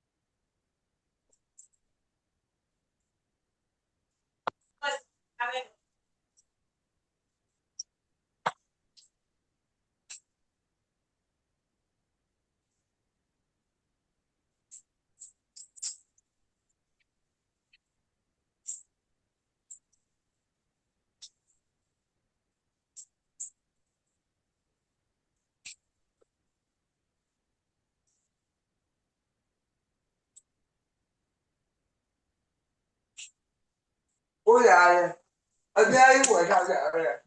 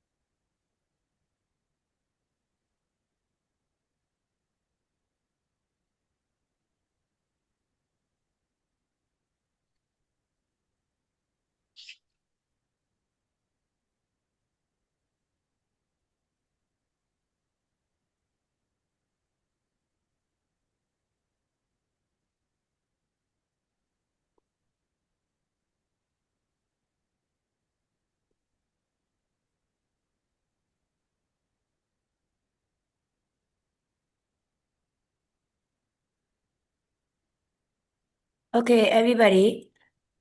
အချိန်ပြည့်ပါပြီ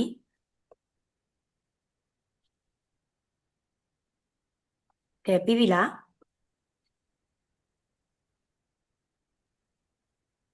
Everyone have you done Yeah, teacher. Okay 2ချီပဲပြီး ဟ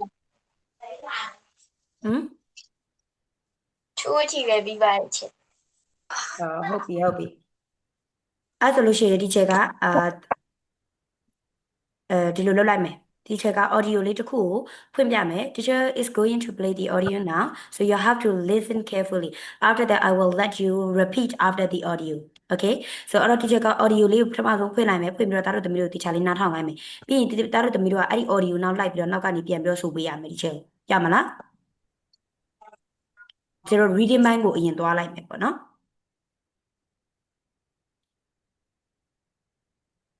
အဲ့ဆိုတော့တားတို့သမီးတို့က teacher လေးနားထောင်ပါ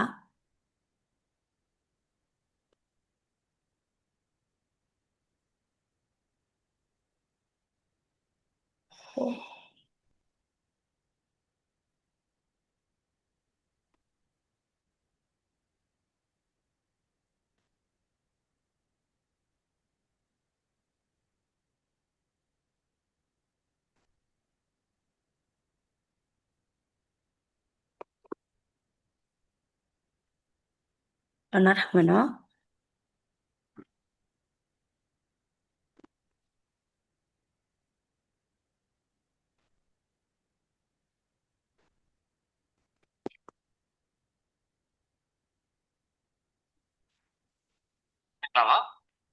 Cultural English থেকে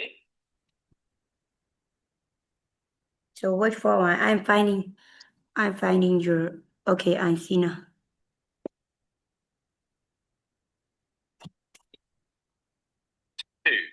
E to happiness. Read the passage. If you are asked the question, what is happiness? Then what would be your answer? It may be hard for you to come up with a clear-cut answer. Your answer may be different from those of other people. Moreover, the definition of happiness may change over time. Today's view on happiness may be a different one tomorrow. Thus, happiness is a difficult concept to measure because it is not constant. According to the Merriam-Webster Dictionary 2016, happiness means a state of well-being and contentment.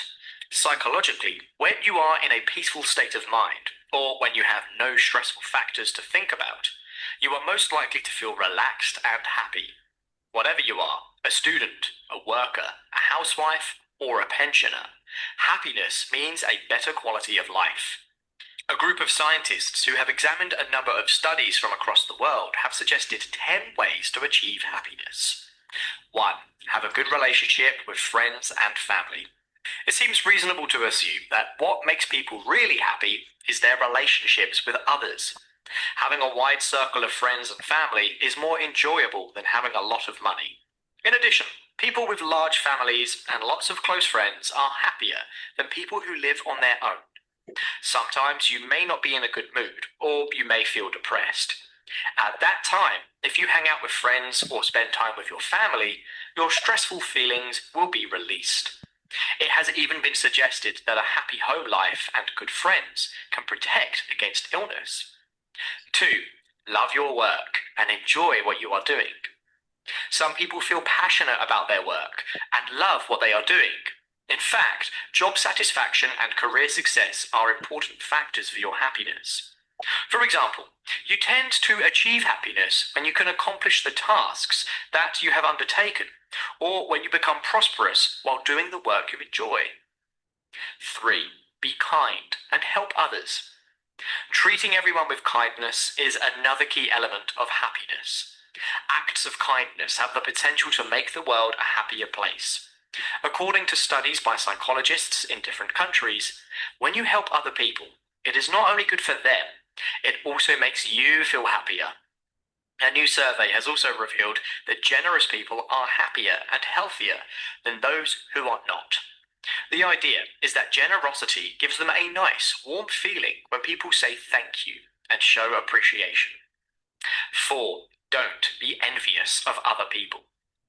The biggest barrier to happiness is envy, which is a state of desiring other people's qualities, possessions, opportunities, etc. In your school or workplace, you will find yourself around people who are doing much better than you are. In that case, if you try not to judge yourself against other people, you will certainly be happier. People who are envious of others are more likely to experience negative emotions, such as inferiority, dejection, and depression. The best thing you should try to do is replace envy with such positive emotions as sympathy or empathetic joy. 5. Have better physical and mental health. Good health is also vital for happiness. It is undeniable that healthy people are happier than those who are not. To achieve true happiness, you must be fit, both physically and mentally. A happy person has better physical and mental health.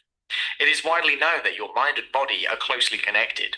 If you feel stressed out, you are likely to experience fatigue and muscle tension. Similarly, if you feel happy and calm, you are likely to have more mental energy and more physical vitality. 6. Have a feeling of contentment. Contentment is the key to happiness. People who accept what they have are happier than people who crave for more career success and money. A recent survey shows that the simplest things in life are the most important for you. You tend to be happy with simple things, like a walk in a park, a beautiful sunset, and an evening with a friend. It is true that people need to have a reasonable amount of material possessions, but wanting more than what is necessary breeds greed and frustration. 7. Get rich. Most people believe that money is the best way to find happiness. Of course, a person needs money to some extent in order to live comfortably. Rich people often consider that they are happy as they can buy expensive houses, new cars, big yachts, and designer clothes. However, some people think happiness does not depend on money. Nevertheless, we can see many people trying to get rich in every possible way in the hope of achieving happiness in life. 8. Have a positive... Okay. So everyone, ဒီချက်တနားထိရက်မယ်เนาะဓာတ်ထိရက်မယ်ဆိုတာအများကြီးဖက်ပြရင်ဆိုအိမ်ငိုက်သွားကြမှာဆိုလို့ဟုတ်ပြီเนาะအများကြီးဖွက်ပြလိုက်ရင်ဖက်ရင်နဲ့နိုင်ကြည့်လိုက်ကြည့်နေအိမ်ငိုက်သွားကြမှာဆိုလို့ကဲတော့ဒီချက်နံပါတ်ဒီဥစ္စာလေးကိုဒီတိုင်းအတူတူလိုက်ဖက်ကြည့်အောင်နံပါတ်တစ်ပိုက်လေးကိုအားလုံးမိုက်ခရိုဖုန်းလေးဖွင့်မယ်ဒီမှာတစ်ပိုက်ကိုအတူတူလိုက်ဖက်ရအောင်เนาะအသက်ကြည်နဲ့တခြားလေးလိုက်ဖက်ပါမယ် Okay, let's get started. If you were asked the question, was it If you were asked the question, what is happiness? I would answer different from those of other people. Moreover, the definition of happiness is changing over time. Happiness may be a different one tomorrow. Happiness is a difficult concept to measure because it is not static. According to the Merriam Webster Dictionary, 2016. သူများပြီးလို့မရက်လိုက်ပါနဲ့เนาะကိုပြီးအောင်ဖတ်လို့ရပါတယ်ဖတ်ပါ 2016 happiness ဟုတ်ပြီအဲ့တော့ကြည့်လိုက်အောင်ဒီချေတော့အဲ့ဆိုလို့ရှိရင်ဒီစာကြောင်းမှာသားတို့သမီးတို့မသိတဲ့စကားလုံးပါဒီစာပိုက်မှာပါလားမပါဘူးဟုတ်လားမပါဘူးဆိုရင်ဒီချေကဘာသာပြန်ပြတာတဲ့သားတို့သမီးတို့တယောက်လောက်ဒီချေကိုဒီစာပိုက်ကိုဘာသာပြန်ပြပါOkay,ဟုတ်ပြီသမီးလေးစ So the rest student you should turn off your microphone. You should mute your microphone the rest students. သမီးလေးရှင်းပြမယ်တဲ့ကျန်တဲ့လူလေးတွေကဒီချက်ဟိုက microphone လေးပိတ်ပြီเนาะယူမိအောင်သမီးလေးရှင်းပြလို့ရပြီ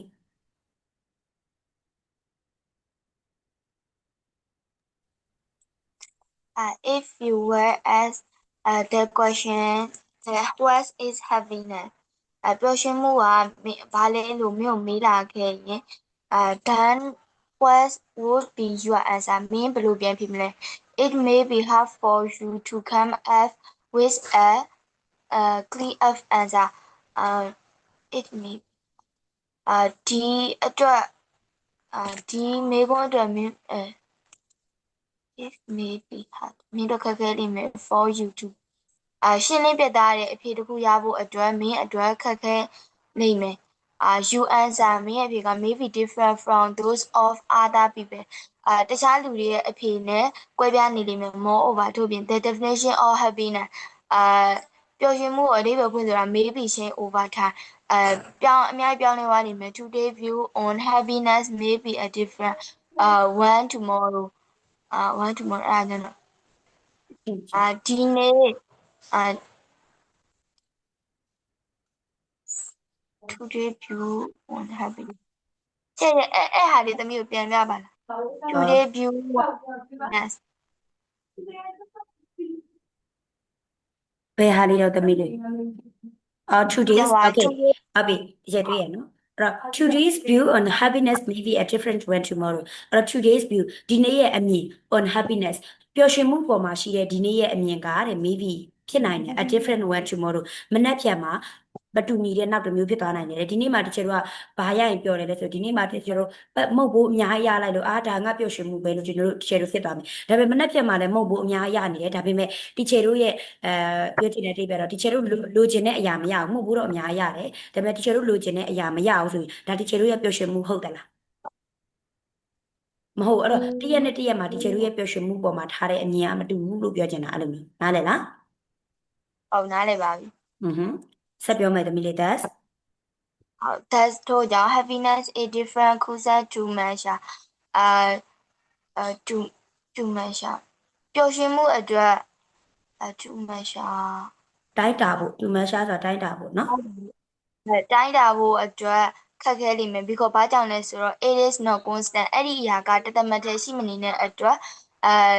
ပျော်ရွှင်မှုကိုတိုင်းတာဖို့အတွက်ခက်ခဲနေလိမ့်မယ်ဟုတ်တယ်မှန်တယ်เนาะသမီးလေးဟုတ်ပါပြီကျေးဇူးတင်ပါတယ်အဲ့တော့ so everybody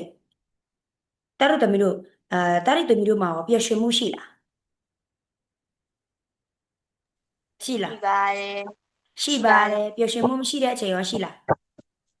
ရှိပါတယ်ဘယ်ချိန်လဲစာတင်ရတဲ့အချိန်လားပျော်ရွှင်မှုမရှိတဲ့အချိန်ဆိုစာတင်ရတဲ့အချိန်လားဟုတ်လားဟုတ်ပါသမီးလေးစုရည်ဒီဦးသမီးလေးစာတွေဖတ်နေရလားဟုတ်တယ်စာဖတ်နေလားစာကြက်နေလားသမီးလေးစာကြည့်စာကြက်နေဘာစာတွေကြက်နေလည်းဒီစက်ဟာလည်းနော်ဟုတ်ဒီစက်ပြောရလဲနော်ဟုတ်စာလည်းမကြက်ခိုင်းမယ်စာကြက်နေကြကျမရှိမှစာတင်နေတယ်အဲ့လိုလှုပ်လို့ရအောင်နော်ရှေ့မှာဒီချက်ချောလေးကစာတင်နေရလေအာယုံစိုက်မှာပေါ့ဟုတ်လားကဲပြီးသားတို့တမီးတို့ဒီချက်ကိုတစ်ချက်လေးအာယုံစိုက်ပေးဦးနော်ဆိုတော့ပြီးသွားလို့ရှိရင်စာကြက်လို့ရတယ်နော်ကဲပြီးအဲ့ဆိုတော့ကြည့်ကြရအောင်သားတို့တမီးတို့မှာပျော်ရွှင်မှုကဘယ်ချိန်ရှိတယ်ကိုလိုချင်တာရတဲ့အချိန်ဘာရတဲ့ချိန်ကိုလိုချင်တာကိုရတဲ့အချိန်ကိုလိုချင်တာကိုရတဲ့အချိန်ဟုတ်ပြီအဲ့ဆိုနောက်တော့သားသမီးတွေရောသူနဲ့မတူတဲ့အဖြစ်ရှိသေးလားစာရတဲ့အချိန်စာရတဲ့အချိန်ဟုတ်ပြီစာရတဲ့အချိန်နောက်ထပ်ကောစာဘာသာနဲ့အောင်နားလည်တဲ့အချိန်ဟုတ်ပြီအဲ့ဆိုပျော်ရွှင်မှုမရှိတဲ့အချိန်ရောဘယ်ချိန်ဖြစ်မလဲပျော်ရွှင်မှုမရှိတဲ့အချိန်တင်ရှာရှင်းပြရင်နားမလည်တဲ့အချိန်တင်ရှာရှင်းပြရင်နားမလည်တဲ့အချိန်နဲ့အမှတကွက်နောက်တက်လူတွေရောနောက်တက်တခြားလူတွေရောဘယ်ချိန်မှာပျော်ရွှင်မှုမရှိဘူးလို့ကြက်ပြီးသားစာကိုမေ့သွားရင်ကြက်ပြီးသားစာမေ့သွားတဲ့အချိန်အဲ့ဒါတော့ထောက်ခံတယ်ဒီချက်ဆိုကတော့ဘိုင်အိုဒီချက်10တန်းတော့ဘိုင်အိုယူရဒီချက်အခုပဲကြက်လိုက်တယ်ခဏလေးအခန်းတကားပေါက်လေးထွက်ပြီးတော့တကားလေးတော့ပိတ်ပြီးပြန်ဝင်လာတော့အဲ့ကြက်ထားတဲ့စာပိုင်းမေ့သွားစိတ်တူတာစာအုပ်ကိုဖြဲကျင်စိတ်ပေါက်အဲ့လိုမျိုးပြန်ကြက်အဲ့လိုမျိုးအဲ့ဆိုတော့အဲ့ဒီအချိန်ကြီးကအရင်စိတ်တူတုံးပဲဟုတ်လားကဲဟုတ်ပြီအဲ့ဆိုတာတို့သမီးတို့ရောပျော်ရွှင်မှုကိုတားတို့သမီးတို့ဘလို့အတိတ်ပဲဖွင့်ဆိုခြင်းလို့တားတို့သမီးတို့ရဲ့အဖြေအတွက်ဒီချက်စဉ်းစားခွင့်စက္ကန့်30ပြီးမယ်စက္ကန့်30စဉ်းစားကြံပျော်ရွှင်မှုဘလို့လေးအတိတ်ပဲဖွင့်ခြင်း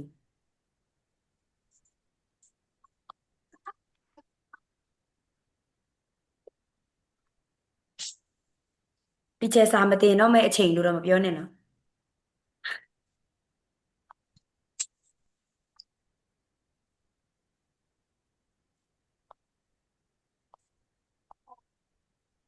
ကိုရှစ်ခွန်6 5 4 3 2 1โอเคသမီးလေးစုရည်ဒီကစာရီစိတ်ထဲကနေကြက်နေပါတယ်စာရီစိတ်ထဲကနေကျူးကျူးကျူးကျူးကြက်နေပါတယ်ဘာဒီအဲ့လောက်ကြက်နေလဲစဉ်းစားလို့မရပါဘူးကြက်နေပါတယ်ကြက်နေပါတယ်စာရီကြက်နေပါတယ်ဘယ်ဘာသာကြက်နေရအောင်သမီးလေး မဟုတ်ဘူးဒီချက်ပြောတဲ့ဟာအဖြေစဉ်းစားနေ အေးဟုတ်လို့လားပြုံးတော့ကဲဟုတ်ပြီအဲ့ဆိုသမီးလေးပြောကြည့်ပါအောင်ဒီချက်မကြည်နဲ့ချက်နဲ့စာမေးရတော့မဟုတ်ဘူးနော်ခေါ်လက်စာနဲ့တခါတည်းမေးတာကဲသမီးလေးပြောကြည့်ပါဦးပျော်ရွှင်မှုကိုသမီးလေးပြောအဓိပ္ပာယ်ဖွင့်ကြည့် ကိုစိတ်လိုတဲ့ဟာအဲ့လိုမျိုးကိုတကယ်ပြောလို့ကိုစိတ်လိုတဲ့ဟာကိုအဲ့လိုလုပ်နေတဲ့အချိန်ဆိုအဲ့လိုအချိန်ကစိတ်ပျော်ရွှင်မှုလို့ချင် ဩကိုကြိုက်တဲ့အရာကိုလုပ်နေရတဲ့အချိန်ပေါ့ပြောချင်တယ်ဒီကအဲ့လိုလား ဟုတ်တယ်ဟုတ်တယ် ကိုကြိုက်တဲ့အရာကိုလုပ်နေရတဲ့အချိန်ကပျော်ရွှင်ခြင်းပဲတဲ့ဟုတ်ပြီတယောက်ကတော့ရသွားပြီနောက်တစ်ယောက်ဘယ်သူပြောချင်တယ်ဒီချက်ကိုပြောပြပါဦးပျော်ရွှင်မှုကိုဘယ်လိုလေးအဓိပ္ပာယ်ဖွင့်ချင်တယ်ပြောကြည့်ပါဦးဒါမှသားတို့သမီးတို့ရဲ့ပျော်ရွှင်မှုလေးဖြစ်လာအောင်ဒီချက်လေးလိုက်ရောလို့ရအောင်လို့ဟုတ်လား ဒီချက်ပျော်ရွှင်မှုကကိုယ့်ရဲ့စိတ်နဲ့ပဲဆိုင်တယ်ဒီချက် ကိုယ့်ရဲ့စိတ်နဲ့ပဲဆိုင်တယ်အဲ့တော့ဘယ်လိုလေးတော့ ဘယ်လိုပြောရမလဲဟိုစိတ်ခံစားချက်ပေါ့လို့အတက်အကျအဲ့ဒီအချိန်မှာပေါ့ ဟုတ်တာပေါ့စိတ်ကစားမှုအတက်အကျဟုတ်တယ် အဲ့လိုအဲ့ဒါပဲဒီချက် အဲ့ဒါပဲဟုတ်ပြီတမရအဲ့လိုထင်တယ်ဟုတ်ပြီအဲ့ဒါလည်းဟုတ်တာပဲပါဆိုတချို့တို့စိတ်ပေါ့နော်တချို့တို့စိတ်တစ်ခါတလေစိတ်အယမ်းမြန်နေလို့ရှိရဟုတ်တယ်မလားဟုတ်ပြီနောက်ဆုံးတစ်ယောက်ကိုကျဲမေးမယ်နောက်ဆုံးတစ်ယောက်ပြောချင်တယ်လို့ရှိသေးလားနောက်ဆုံးတစ်ယောက် ရှိပါတယ် ဟုတ်ပြီရှိပါတယ်ပြောကြည့်ပါဦးပျော်ရွှင်မှုချက်ဘယ်လိုလေးအတိတ်ပဲဖွင့်ဆိုခြင်း ပျော်ရွှင်မှုကဒါအေးချမ်းပြီးတော့ကိုယ်စိတ်ကျဉ်နဲ့အားရတဲ့အချိန်ဒီမှာဖြစ်တဲ့ခံစားမှုအဲ့ဒါ ငြိမ်းချမ်းပြီးတော့စိတ်ကျင်တဲ့အားရမှုကဖြစ်တဲ့အချိန်ခံစားချက်ဟုတ်ပြီအဲ့ဒါလေဟုတ်တာပဲလေဟုတ်တာပေါ့အဲ့တော့ဒီချက်အတွက်ကတော့ပျော်ရွှင်မှုဆိုတာကပေါ့နော်ဘယ်အချိန်လဲဆိုတော့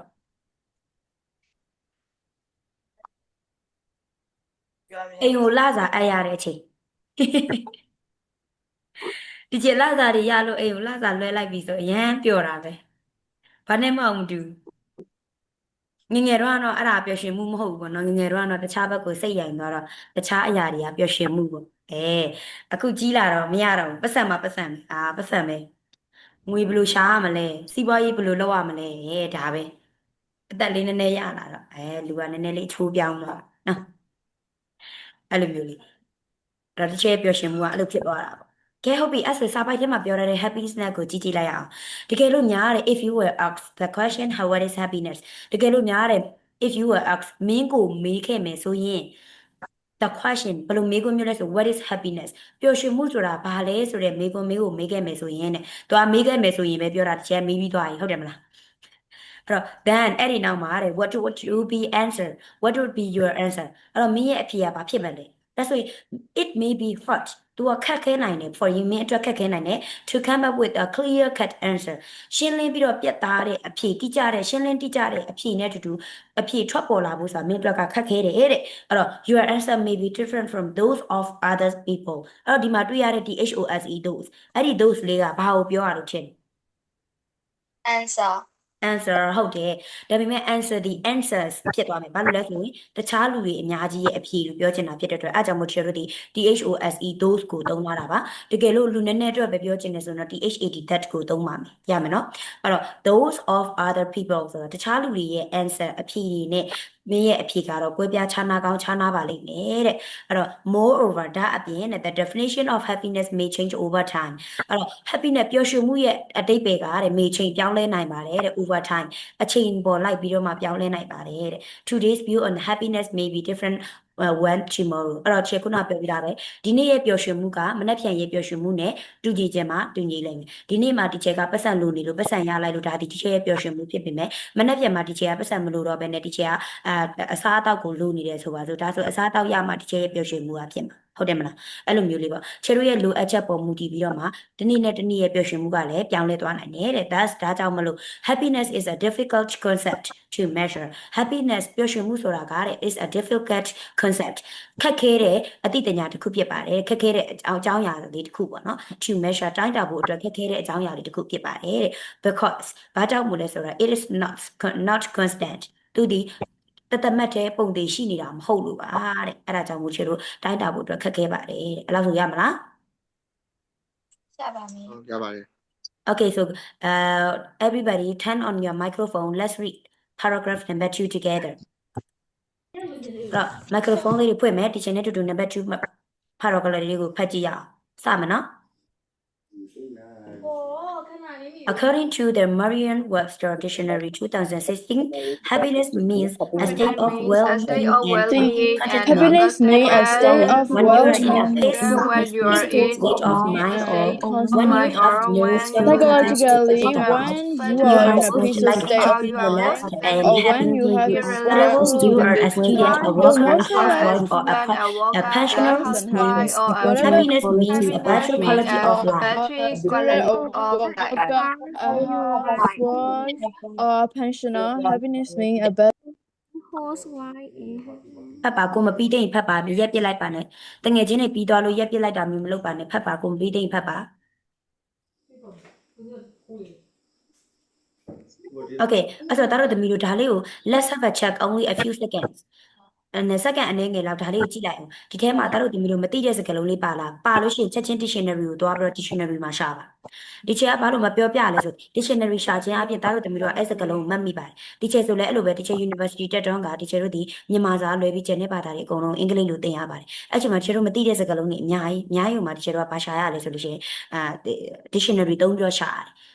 translator ကိုမသုံးအောင်အဲ့တော့ dictionary သုံးလိုက်တဲ့အတွက်ကြောင့်မလို့တို့သမီးတို့ဒီအဲ့စကားလုံးရဲ့အဓိပ္ပာယ်ကိုဆွဲမြဲနိုင်ပါတယ်ဟုတ်နော်အဲ့တော့ဒီစာပိုက်ကိုကြည့်ဘယ်ဟာကိုမမှတ်မိတာလဲဘယ်ဟာကိုမသိတာလဲပြောတော့ပေါ့နော်မသိတဲ့စကားလုံးချက်ချင်း dictionary ကိုသွားပြီးတော့ရှာပါ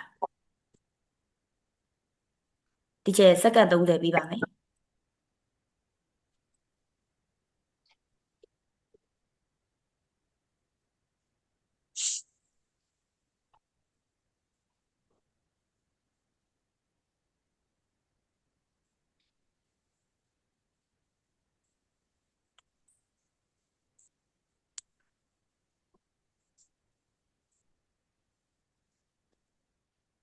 ရှင်း ရှင့်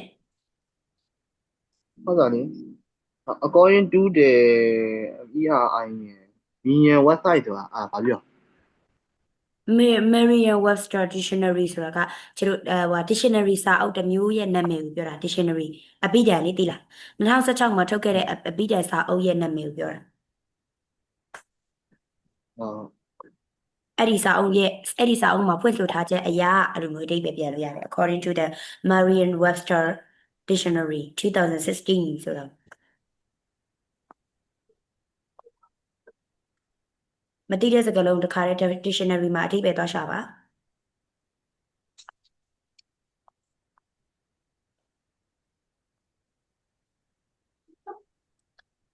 can 9အသေးစိတ်ဘာသာပြန်စရာမလိုဘူးเนาะဒီပပီတာမသိတဲ့စကားလုံးလို့8 7 6 5 4 3 ချက်လောက်ပြန်ပြောပြလို့ရတယ်ချက်ဒီဘက်မှာတာဖုန်းလေးဝင်လာလို့ရှင် အဲ့တော့ကျတော့ according to the Merriam-Webster Dictionary ဆိုတာကကျတော့dictionary စာအုပ်ရဲ့နာမည်ပေါ့နော်အပိဓာန်စာအုပ်ရဲ့နာမည်လေးအဲ့ဒီ2016မှာထုတ်ခဲ့တဲ့အဲ့ဒီစာအုပ်ရဲ့အရာအဲ့ဒီစာအုပ်မှာဖွင့်ဆိုထားချက်အရာဆိုပြီးမှပြန်လို့ရတယ်ပေါ့အဲ့ဒါကိုခြေတော်ဘာသာ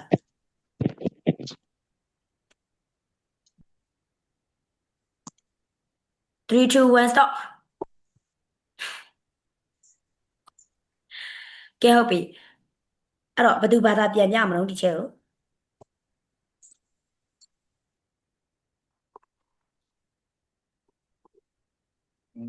တာပြန်ပြပါမယ်ဟုတ်ပြီအဲ့တော့ဒီတစ်ခါတို့သမီးတို့တခြားအာယုံဆိုင်ပါမယ်ပြီးအဲ့ဘာသာပြန်တဲ့လူတစ်ယောက်ကဘာသာပြန်ပြီးသွားပြီဆိုရင်ဒီချက်ကကြိုက်တဲ့လူနာမည်ခေါ်ပြီးတော့မေးပါမယ်သူဘာပြောသွားသလဲဆိုတာသူလေတန်အတိုင်းတသွေးမသိမ့်ပြန်လိုက်ပြောရပါမယ် သူဘာပြောသွားတယ်လဲဆိုတော့ကိုဒီချက်ပြန်မေးပါမယ်ဟုတ်ပြီနော်အဲ့တော့လေတိချအဲ့တော့တိချလေးအာယူစိုက်ပြီးတော့နားထောင်ပါမယ်ဟုတ်ပြီစလို့ရပြီ The marine website, according to the marine website dictionary,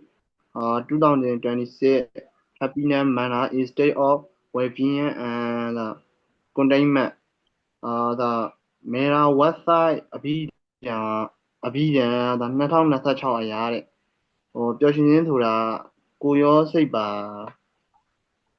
ကျမ်းမာချမ်းသာခြင်းနဲ့ဒီနေ့ရဲ့အခြေအနေတော့အဓိပ္ပာယ်ရရဲ့တဲ့ ဘယ်လို contentment ကိုဒါဘယ်လိုပြန်လိုက်တယ် ညာ contentment နဲ့အဓိပ္ပာယ်က အဓိပ္ပာယ်ရ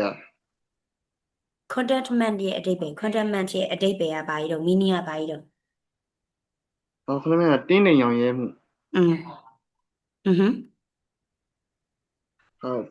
physiological when you are in a peaceful state of mind or when you have a stressful factor to think about you are more likely to feel relaxed and happy စိတ်ပညာအရပြောရရင်ဆိုရင်လည်းသင်ဟာကျွန်တော်တို့တွေကတဲ့ငြိမ်းချမ်းတဲ့စိတ်အခြေအနေရရှိတဲ့အခါမှာဒုမဟုတ်အချိန်ခါတွေမှာဆိုရင်စိတ်ဖြစ်မှုများတဲ့အချိန်တွေမှာဆိုရင်တတ်တာဖြစ်နေပြီးတော့ပျော်ရွှင်နိုင်မှုအခြေအနေကအများဆုံးပဲတဲ့ပြီးတော့ whenever you are a student a worker a housewife or a other personal happiness manner is ကျွန်တော်တို့ရဲ့အကြောင်းသားတစ်ယောက်အလုပ်သမားတစ်ယောက် the housewife တယောက်ဘုမဟုတ်အငိမ့်စားတစ်ယောက်ဆိုရင်အငိမ့်စားတော့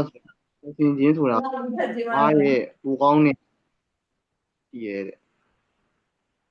အဲ့တော့ဒါ pensioner ကိုဘယ်လိုဘာသာပြန်တော့ pensioner ညာ pensioner pensioner pensioner ကိုဒါလေးဘယ်လိုဘာသာပြန်သွားတော့ကျွန်တော်ပြောလို့ရမလား အငိမ့်စားပင်စင်စားဟုတ်တယ်ပင်စင်ယူလာတဲ့လူတွေအငိမ့်စားလူတွေဟုတ်ပြီကဲအဲ့တော့ကြည့်လိုက်ရအောင်အဲ့တော့တစ်ချက်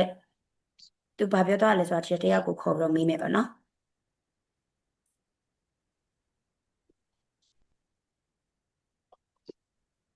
โอเคတမီလေးဆွဆွဒါလေးခုနပြောသွားတဲ့ဟာဘာတွေလဲတမီမမိလိုက်တဲ့နှစ်ချက်သုံးချက်လောက်ချက်ပြောကြည့်ပါဦး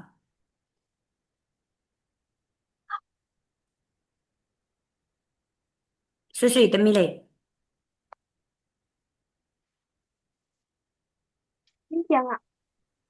ခုနသားလေးဘာပြောသွားတော့မှတ်မိလိုက်တဲ့နှစ်ချက်သုံးချက်တစ်ချက်ပြောပြပါဒီချာတော့မကြားရဘူးစမဒါပေမဲ့ကြားရတော့မစိပန်းဆက်ရတော်လို့စီရန်ဖြစ်ရဲ့ဒီနမစီအန်ဆန်ဒီကျန်တာနေတဲ့ဒီမှာကိုရဲ့အတွေ့အကြုံဖြစ်နေမှာပြည့်စုံမှုကိုခံစားနိုင်ခြင်းများတယ်ပေါ့လို့ကြားလိုက်တယ်တော့ကိုကဘယ်သူဖြစ်ကိုရဲ့ပြည့်စုံမှုကကိုနဲ့ပွားရည်တွေကိုဆိုလိုတယ်တော့ကြားရရှင်အတန်ကတိတ်ကြားရလိုက်နိုင်ကြလားဟုတ်ပြီအဲ့တော့ဒီချက်တစ်ခု request လုပ်ချင်တာအားလုံးကလေဘာလို့ကင်မရာတွေပိတ်ထားလဲဒီချက်ရန်သိချင်ရော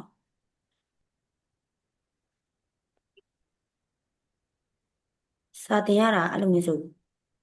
အဆင်မပြေဘူးနော်ဒီချက်ပြောရမယ်ဟိုတစ်ခေါက်ကလည်းချက်ပြောရမယ်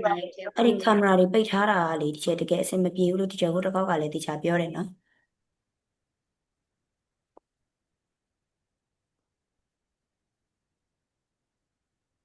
ချက်ပြောရတာနဲ့ကိုကင်မရာပိတ်ထားတဲ့လူတွေကိုတပုံကြီးပဲကျဲသမီးဘဟိုဖွင့်တာ error ဖြစ်နေရဖွင့်လို့မရဘူးဟုတ်ပြီသမီးကတော့သိတယ်ဟိုတစ်ခေါက်ကလည်းဒီချက်ကိုပြောထားလို့ဒီရဲ့သမီးရောပဲဒီချက်လေးကင်မရာ error ဖြစ်နေပြီ ကင်မရာတွေမဟုတ်တော့လူပါ error ဖြစ်နေပြီလူပါ error တက်နေပြီကြည့်လိုက်အောင်ကင်မရာဖွင့်ဖို့ပြောရရင်လည်းလူပါ error တက်နေပြီကဲဟုတ်ပြီအဲ့ဆိုဆက်ကြည့်လိုက်အောင်ချက်တော့အဲ့တော့လေအဲ့ဒီ dictionary စာအုပ်ကနေပြောထားတဲ့ပြောသားချက်အရာပေါ့နော်ပျော်ရွှင်မှုဆိုတာကတဲ့လူတစ်ယောက်မှာဆိုရင်စိတ်ချမ်းသာခြင်းကိုစိတ်ကောကိုယ်ရောပါပေါ့နော်စိတ်ရောကိုယ်ရောကျမ်းမှာချမ်းသာတာပေါ့နော်အဲ့လိုမျိုးရှိတယ်ပြီးလို့ရှိရင်ဆို contentment လို့ပြောတယ်သူတို့ခုနသားလေးပြောသွားတယ်လို့ပေါ့နော်ရောက်ရဲကျင့်တဲ့နိုင်တဲ့လူတစ်ယောက်ကကိုရတာလေးနဲ့ရောက်ရဲနိုင်တယ်ကိုရှိတာလေးနဲ့ကျင့်တဲ့နိုင်တယ်ဆိုရင်ဒါဒီသူ့အတွက်စိတ်ချမ်းသာမှုပဲအဲ့လိုမှမဟုတ်ဘူးကိုရတာကဒီလောက်ဒါပေမဲ့ကိုလိုချင်တာကဒီလောက်ကိုလိုချင်တာတော့မဖြစ်လာဘူးဆိုရင်မရောက်ရဲနိုင်ဘူးဆိုကိုရတာနဲ့ကိုရှိတာနဲ့မရောက်ရဲနိုင်ဘူးဆိုသူ့အတွက်စိတ်ချမ်းသာမှုဆိုတာရှိပါတော့မှာရှိပါဘူး ရှိအဲ့တော့သားတို့သမီးတို့ကလည်းငါစာဒီလောက်ကြီးရချင်တာငါဒီလောက်ကြီးလိုချင်တာအဲ့တော့ဒီလောက်ကြီးလောက်ရမယ်ငါဒီလောက်ကြီးရမှဖြစ်မယ်အဲ့လိုမျိုးတွေးတာထက်ငါပုံမှန်လေးလှုပ်သွားရင်တော့ရမှာပဲဟုတ်တယ်မလားပုံမှန်လေးလှုပ်သွားရင်တော့ရမှာပဲဒီပုံမှန်ထက်ကြီးကိုအရင်နေမအိမ်ညမအိပ်ပဲနဲ့လှုပ်နေရောဒါသားတို့သမီးတို့ရဲ့ကျမ်းမာရေးကိုထိခိုက်ပြီးတော့နောက်ကျရင်သားတို့သမီးတို့ရဲ့ကိုကျိုးအတွက်မကောင်းတာတွေပဲဖြစ်လာဟုတ်တယ်မလားအဲ့လိုမှမဟုတ်ဘူးအရန်ရောက်ရဲကျင်တဲ့နေရပြီငါတနေ့ကိုစာတစ်ချောင်းလောက်ကြက်ရင်ရပြီအရန်ကိုရောက်ရဲကျင်တဲ့နှုံသွားရင်လေအဲ့ဒါမဖြစ်ပြန်ဟုတ်တယ်နော်အဲ့တော့သားတို့တမီးတို့ကဘယ်လိုဖြစ်ရမလဲဆိုရောက်ရဲကျင်တဲ့ဆိုတာကိုယ့်ရဲ့ limit နဲ့ကိုရှိရမယ်ဒါကငါရဲ့လုံနိုင်စွမ်းဒီလောက်ပါလားငါဒီထက်ပိုပြီးတော့မလုံနိုင်ဘူးအဲ့တော့ဒါဒီငါရဲ့လုံနိုင်စွမ်းနဲ့လိုက်ရောညှိချွေတဲ့အရာကိုငါလုပ်ရမယ်အဲ့လိုမျိုးလေးရှိရပေါ့နော်ဆိုတော့အဲ့လိုမျိုးလေးလုံနိုင်တဲ့အခါပေါ့နော်နောက်တစ်ခါလူတစ်ယောက်ကကိုယ့်စိတ်ထဲမှာကျင်နေနေပြီဒီလိုစိတ်ပညာအရာကနေခြေလို့ပြောမယ်ဆိုလို့ရှိရင်လူတစ်ယောက်ကကိုယ့်စိတ်ချမ်းသာနေတဲ့အခြေအနေခါမှာဒါမှမဟုတ်ကိုယ့်စီမှာဒီ stress ဖိအားတွေမရှိဘူးဆိုတဲ့အခါမှာပေါ့နော်ကိုတွေးစရာဖိအားအကြောင်းတွေမရှိဘူးဆိုတဲ့အခါမှာဘာဖြစ်လဲဆိုကိုယ့်စိတ်ကမှအေးချမ်းနေတယ်ပို့ပြီးတော့မှတတောင့်တတာရှိနေတယ်ပျော်ရွှင်နေတယ်လို့ဘာလို့ရမလဲဆိုရင်ခံစားရပါမယ်တဲ့ whatever you are ဘယ်လိုပဲဆိုဒီပါစေမင်းကဘယ်လိုလူပဲဖြစ်နေပါစေဥပမာ a student အကျောင်းသားတစ်ယောက်လားဒါမှမဟုတ် a worker အလုပ်သမားတစ်ယောက်လားဒါမှမဟုတ် a housewife ဆိုတာကကျတော့ဗာလဲဆိုလို့ရှိရင်အိမ်ရှင်မတစ်ယောက်လားသမီးလေးယတိဝေစာကြက်နေလား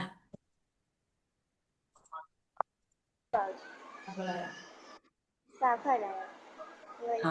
အဲ့တော့အိမ်ရှင်မတစ်ယောက်လားဒါမှမဟုတ် a passionate အဲ့တော့အငြိမ်းစားယူထားတဲ့လူတစ်ယောက်လားဒါမှမဟုတ် happiness ပျော်ရွှင်ကြီးအဲ့လိုမျိုးလူတွေတစ်ယောက်တက်ပေါ့နော်အဲ့လိုမျိုးလူတွေအတွက်ပဲဖြစ်နေပါစေမင်းကအဲ့လိုလူတွေတည်းကဘယ်သူပဲဖြစ်နေပါစေတဲ့ happiness means a better quality of life ပျော်ရွှင်မှုဆိုတာတဲ့မင်းအတွက်တော့ဗာလဲဆိုရင်ပိုကောင်းတဲ့ဘဝအရေးအသွေးလေးပါပဲတဲ့ပိုကောင်းတဲ့ဘဝပြောမယ်ဆိုရင်ဘဝနေထိုင်မှုပုံစံလေးပဲပေါ့နော်အဲ့လိုမျိုးလေးဖြစ်တယ်လို့သူကပြောထားတယ်ရမလားဒီအဲ့ဆိုရပါမယ်ကဲဟုတ်ပြီအဲ့ဆိုလို့ရှိရင်တချို့တို့ဒီနှစ်ကြောင်းလေးတော့တချို့ဖတ်ပြလိုက်မယ်ဟုတ်ပြီနော်ဖတ်ပြပြီးတော့မှဘာသာပြန်ပြလိုက်မယ်အောက်ကနေစပြီးတော့မှ1ကနေ10အထိရှိရနေတူတယ်အဲ့ဒါကိုဒီကခွဲပြီးတော့ဖတ်ခိုင်းမယ်ဟုတ်ပြီနော်ကဲဟုတ်ပြီအဲ့ဆို a group of scientists who have in mind a number of studies from across the world have suggested 10 ways to achieve happiness အဲ့တော့ a group of scientists သိပ္ပံပညာရှင်အုပ်စုတစုကနေပြီးတော့မှာတဲ့ who have in mind ဖော်ထုတ်ခဲ့တဲ့သိပ္ပံပညာရှင်အုပ်စုတစု a number of studies အဲ့တော့ပြည့်တင်တဲ့ဒီပြသုတေသနအများကြီးကိုသုတေသနအရေးအတွက်အများကြီးကိုဖော်ထုတ်ခဲ့တဲ့သိပ္ပံပညာရှင်တစုကတဲ့ from across the world ကမ္ဘာတဝန်းမှာရှိတဲ့သုတေသနအများကြီးကိုဖော်ထုတ်ခဲ့တဲ့သိပ္ပံပညာရှင်တစုကတဲ့ have suggested ဆိုတာဘာလို့လဲဆိုရင်အကြံပြုထားတယ်10 ways နီလန်း10နီးကိုအကြံပြုထားတယ် to achieve happiness ပျော်ရွှင်မှုကိုရရှိဖို့အတွက်နီလန်း10ခုကိုအကြံပြုထားပါတယ်တဲ့အောက်မှာ1ကနေ10ထိရှိတယ်အဲ့တော့သားတို့သမီးတို့ကိုဒီချက်ကအခုနာမည်អော်မယ်ပေါ့နော်1ကနေ10ထိ1ကိုဘယ်သူဖတ်ပါ2ကိုဘယ်သူဖတ်ပါ3ကိုဘယ်သူဖတ်ပါဆိုဒီချက်អော်မယ်អော်တဲ့လူတွေကကိုကြားတဲ့စာပိုက်ကိုဖတ်ရပါမယ်ဒီချက်ကဖတ်ဖို့အတွက်ဒီချက်ဒီအချိန်3မိနစ်ပေးပါမယ်ဟုတ်ပြီနော်စာဖတ်ဖို့အတွက်ဒီချက်အချိန်3မိနစ်ပေးပါမယ်10မိနစ်ကိုဒီချက်မေးပါစာမေးပါ15မိနစ်ကိုဒီချက်စာမေးမယ်ပေါ့နော်အဲ့တော့15မိနစ်ကိုဒီချက်စာမေးမယ်အဲ့တော့ဒီ3မိနစ်ကိုဒီချက်ကစာဖတ်ခိုင်းပါမယ်ဟုတ်ပြီနော်ကိုကြားတဲ့စာပိုက်ကိုတေချာလေးဖတ်ရပါမယ်မသိတဲ့စကားလုံး dictionary မှာရှာပါမယ်ဘာသာပြန်ရပါမယ်ပြီးရင်ဒီချက်ကိုပြန်ပြရပါရမယ်နော်ကြောက်ပြီး essay dictionary စမယ်အဲ့တော့လွင်မီအောင်စုယတီဦးထထအောင်no လွင်မီအောင်စုယတီဦးအဲ့ဒီနှစ်ယောက်က paragraph 1ကိုဖတ်ပါမယ်နံပါတ်1အချက်ကိုဖတ်ပါမယ်ဟုတ်ပြီနော်နောက်တစ်ခါထအောင်ကျေစဉ်သွေး2အချက်ကိုဖတ်ပါမယ်နောက်တစ်ခါစာဆွဲစုရင်တက်နင်းနံပါတ်3အချက်ကိုဖတ်ပါမယ်စစ်တိုင်း rule number 12နဲ့ rule number 7နဲ့ကနံပါတ်4အချက်ကိုဖတ်ပါမယ် တန်တာဇော်နဲ့တိုးတိုးလိုင်ကနံပါတ်5အချက်ကိုဖတ်ပါမယ်ဝေဝေနွယ်နဲ့ဝင့်ဝါဖူးကနံပါတ်6အချက်ကိုဖတ်ပါမယ်ယဒီဝေနဲ့ယဒီဝေတမီးကနံပါတ်7အချက်ကိုဖတ်ပါမယ်ဒါပဲလားအဲ့ဆိုဒီလိုလုပ်လိုက်နောက်တစ်ခါကျော်စင်ဝင်းထွန်းမပါသေးဘူးเนาะကျော်စင်ဝင်းထွန်းနဲ့ယွန်းမေအောင်နှစ်ယောက်က8အချက်ကိုဖတ်ပါမယ် no အဲ့လိုမဟုတ်ကျော်စင်ဝင်းထွန်းကဒါ8ချက်ဖတ်8ချက်ကိုဖတ်ကျော်စင်ဝင်းထွန်းကယွန်းမေအောင်တမီးက9အချက်ကိုဖတ်10အချက်ကိုတော့ဒီချက်ဖတ်မယ်ပေါ့နော် မလေးခိုင်းလိုက်တဲ့အချက်ကြီးရတယ် အဲ့တော့ဒီချက်နာမည်မဒီချက်နာမည်မအော်လိုက်တဲ့လူကြံသေးလား ဟယ်လိုတီချာ ရှင်ပြောပါရှင် ဟိုလေတမီးတို့ဘယ်ချက်လဲတမီးတစ်ချက်မကြားလိုက်လို့တီချာ ဟုတ်တော့ကဲတူတူလိုက်နဲ့တူတူဒီချက်အော်လိုက်တာဘာတူတော့ တန်တာစော တန်တာစောတမီးလေးတန်တာစောဘယ်ချက်တော့ 5ချက် ဘယ်ချက် 5ရဲ့ချက် ဟမ် 5ဒီချက် ဟိုင်း 5လို့ number 5တဲ့ကဲတမီတူတူလိုက်ကြားပြီလား number 5အချက်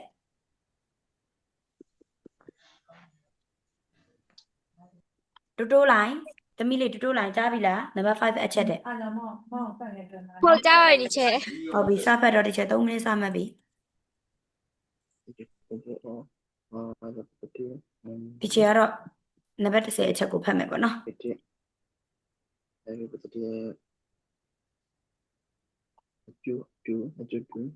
that is a first manner first way of finding happiness for everywhere where one you on which was good one was you may be depending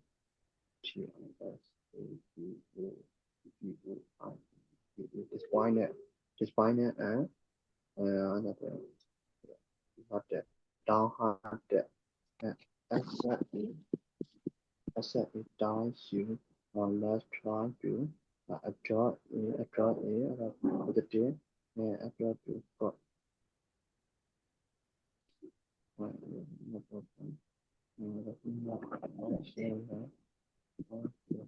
God.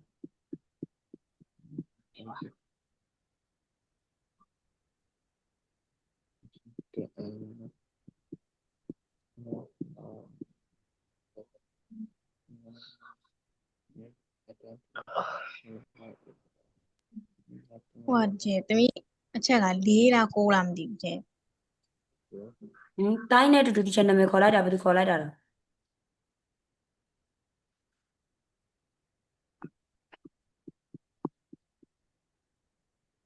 ဒီချက်တိုင်းနဲ့တူတူနာမည်ခေါ်လိုက်တာဘာသူခေါ်လိုက်တာတော့ row number 12နဲ့ row number 7ဟုတ်တယ်မလား row number 7တမီးလေးဘယ်အပိုက်တော့ 4ပါချက်4 number 4အပိုက်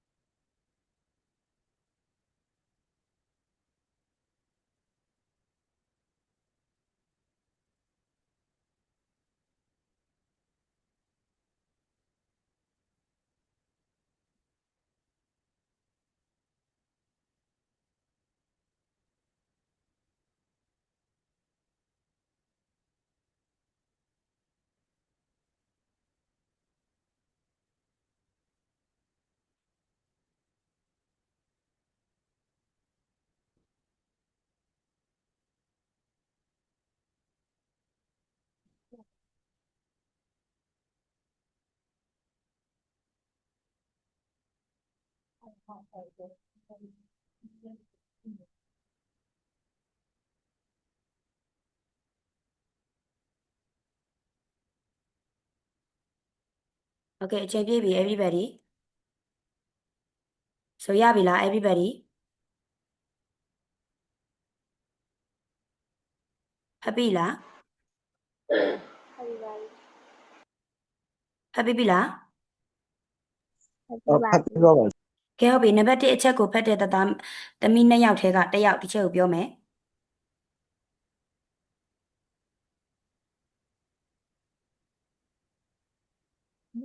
နာမည်ခေါ်ရမှာလားကိုယ့်အကိုပြောမှာလားတာရုပါတီချဲတဲ့ဘာတွေတာရုနေရတော့ဟမ်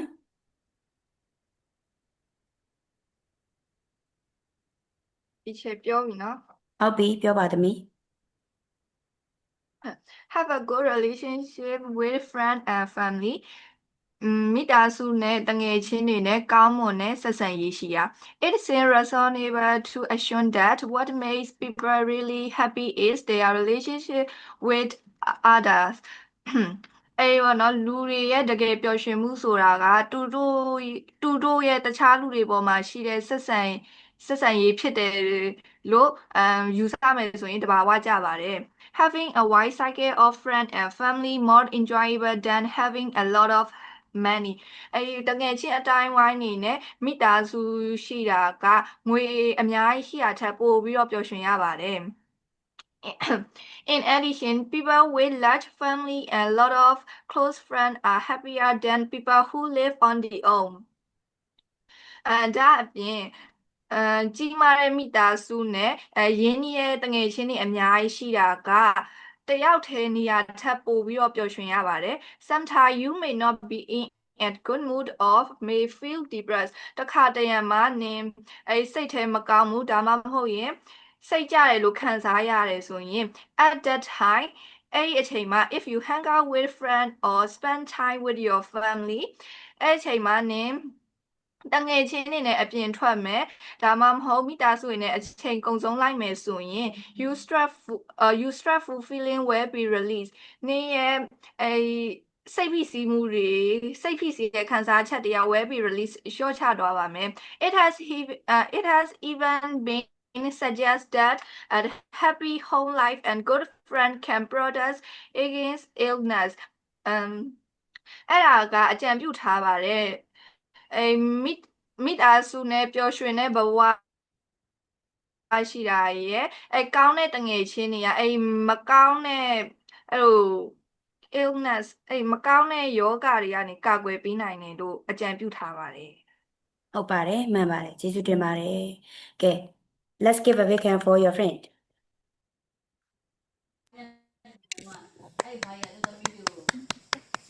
okay so who was reading paragraph 2ဘယ်သူဖတ်ခဲ့ရတော့ paragraph 2ကို number 2ကိုကျန်နာမည်လေးတွေပြောမယ်ဒီချိန်နာမည်ခေါ်ပါမယ်ဘယ်သူဖတ်ခဲ့ရတော့သမီးပါဟုတ်ကဲ့ပါသမီးပါအဲ့တော့သမီးပါဆိုတာနာမည်อ่ะကျေစင်သွေး ကျေစင်သွေးတစ်ယောက်ထဲလားမဟုတ်ဘူးအောက်တစ်ယောက်ပါတည် ဘယ်လိုတော့နောက်တစ်ယောက်ဘယ်လိုတော့ဟုတ်ပြီသမီးထထအောင်နဲ့ကျေစင်သွေးနဲ့โอเคအဲ့တော့တစ်ချက်ကဒီတစ်ခါကသမီးထထအောင်ရဲ့မိုက်ခရိုဖုန်းကအတန်လေးနည်းနည်းတိုးတယ်ပေါ့နော်အဲ့ဒါဒီချက်သတိထားမိတယ်အဲ့ဒါကြောင့်မလို့သမီးစာလောက်နိုင်တယ်စာဘာသာပြန်နိုင်တယ်ဆိုတာဒီချက်ပြီးခဲ့တဲ့အပတ်ခရင်သိတယ်ပေါ့နော်ဒါပေမဲ့သမီးရဲ့မိုက်ခရိုဖုန်းလေးကအတန်လေးနည်းနည်းတိုးတဲ့အတွက်ဒီချက်သမီးလေးကျေစင်သွေးကိုဘာသာပြန်ခိုင်းလိုက်မယ်ရမှာလားဟုတ်ကဲ့ရပါတယ်တချေရနော်အဲ့ဆိုဒီချက်သူ့ကိုဘာသာပြန်ခိုင်းလိုက်မယ်နော်တမျိုးစစ်ချက်တမျိုးဖြစ်မှာဆိုလို့အကြောင်းမို့ဒီချက်ပြပြနော်ဟုတ်ကဲ့ရပါတယ်တချေOkay,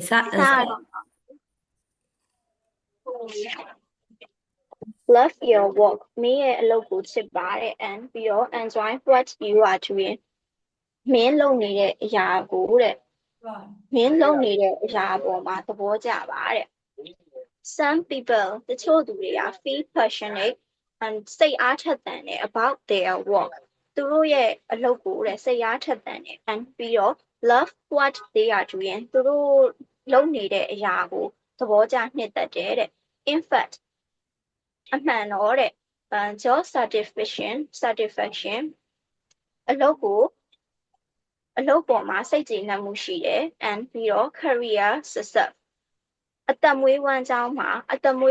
လုပ်ငန်းမှာအောင်မြင်မှုရှိတယ်တဲ့ are important factor အဲ့ဒါတွေကတဲ့အရေးကြီးတဲ့အချက်တွေပဲဖြစ်တယ်တဲ့ for your happiness မင်းရဲ့ပျော်ရွှင်မှုအတွက်အရေးကြီးတဲ့အချက်တွေပဲဖြစ်တယ်တဲ့ for example ဥပမာအနေနဲ့ you tend to achieve happiness မင်းကပျော်ရွှင်မှုကိုရရှိလေရှိတယ်တဲ့ when you can accomplish the task မင်းလုပ်ရမယ့်အလုပ်တွေပြီးသွားတဲ့အချိန်မှာပျော်ရွှင်မှုကိုရလေရှိတယ်တဲ့ you have undertaken တာဝန်ယူလုပ်ဆောင်ရတဲ့အလုပ်တွေပြီးသွားတဲ့အချိန်မှာပျော်ရွှင်လေရှိတယ် or ဒါမှမဟုတ်တဲ့ when you become prosperous မင်း become prosperous ကြွယ်ဝချမ်းသာလာတယ်တဲ့ while doing the work you တက်တဲ့အလုပ်ကိုလုပ်ရင်းနဲ့ကြီးပွားချမ်းသာလာတဲ့အခါမှာမင်းကပျော်ရွှင်မှုကိုရတတ်ပါတယ်တဲ့ ဟုတ်ကဲ့ဟုတ်တယ်တမလေးပတ်တာပြင်သွားတယ်လို့မရှင်းတဲ့လူရှိလားမရှိဘူးလို့ထင်တာပဲเนาะ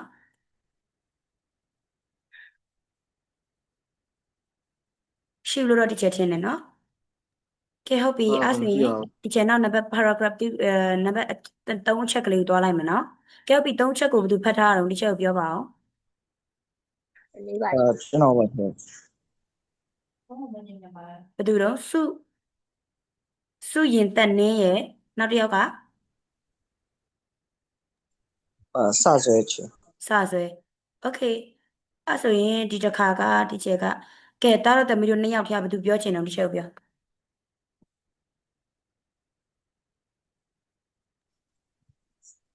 ရပါရဲ့တပ်ပြောလိုက်မယ်လေ ဟုတ်ပြီကဲအဲ့ဆိုရင်စမယ် be kind and help other ကျင်နာပြီးတော့တခြားလူတွေပေါ်မှာလည်းကူညီပါ treating everyone with kindness is another key element of happiness treating everyone with kindness အကုန်လုံးပေါ်မှာကျင်နာမှုနဲ့ဆက်ဆံတာက is ဖြစ်ပါတယ် another key element of happiness ပျော်ရွှင်မှုရဲ့နောက်ထပ်တော့ချက်တစ်ခုပဲဖြစ်ပါတယ် act of kindness has the potential to make the world a happier place act of kindness ကျင်နာမှုနဲ့ဆက်ဆံခြင်းတွေက have ရှိပါတယ် the potential အလားအလာရှိပါတယ် to make the world a happier place ကမ္ဘာကြီးကိုပို့ပြီးပျော်ရွှင်တဲ့နေရာတစ်ခုအဖြစ်လုပ်နိုင်မှုအတွက်အလားအလာရှိပါတယ် according to study by psychology in different countries နိုင်ငံအများပြားနေပြီးတော့နိုင်ငံများပြားမှာရှိတဲ့စိတ်ပညာရှင်တွေရဲ့လေ့လာမှုတွေအရ when you help other people မင်းတခြားလူတွေပေါ်မှာကူညီတဲ့အခါမှာit is not only good for them အဲ့ဒါသူတို့အတွက်ပဲကောင်းတာမဟုတ်ဘဲနဲ့ it also make you feel happier အဲ့ဒါကမင်းပေါ်မှာလည်းပို့ပြီးတော့ပျော်ရွှင်လာစေပါတယ် a new surveyကစင်းကောက်တန်းအသစ်အရာ has also revealed စင်းကောက်တန်းအသစ်ကဖော်ပြပါတယ် the generous people are happier and healthier than those who are not the generous people are ပိုပြီးကံရရောတဲ့သူတွေက are happier ပျော်ရွှင်တယ် and healthier ပိုပြီးကျန်းမာတယ် than those who are not ပေးကမ်းရရောမှုမရှိတဲ့လူထက်ဆိုင်ပို့ပြီးပျော်ရွှင်တယ်ပို့ပြီးကျန်းမာတယ် the idea is that အတွေ့ကတော့ is ဖြစ်ပါတယ် that generosity ပေးကမ်းရရောမှုက give them a nice one feeling အဲ့ဒါကသူတို့ပေးကမ်းရရောမှုကသူတို့ပေါ်ကိုကောင်းမွန်ပြီးတော့နှွေးထွေးတဲ့ခံစားချက်ကိုပေးတယ် ဘယ်ချိန်မှလဲဆိုတော့ people say thank you and show appreciation လူတွေကကျေးဇူးတင်ပါတယ်လို့ပြောပြီးတော့လက်ခံပေးတဲ့အခါမှာဆိုရင်ပေးကမ်းရရောမှုကကောင်းမွန်ပြီးတော့နှွေးထွေးတဲ့ ခံစားချက်ကိုပေးပါတယ် ဟုတ်ပါပြီအဲ့တော့နားမလဲတဲ့သားသမီးတို့ရှိလားအဲ့တော့လူတစ်ယောက်ကကိုကပေးကမ်းရရောလိုက်တဲ့အခါမှာအဲ့ဒီလူကကိုအရန်ပဲမဖြစ်လာလဲဆိုကျေးဇူးတင်ပါတယ်အရန်ကိုချီ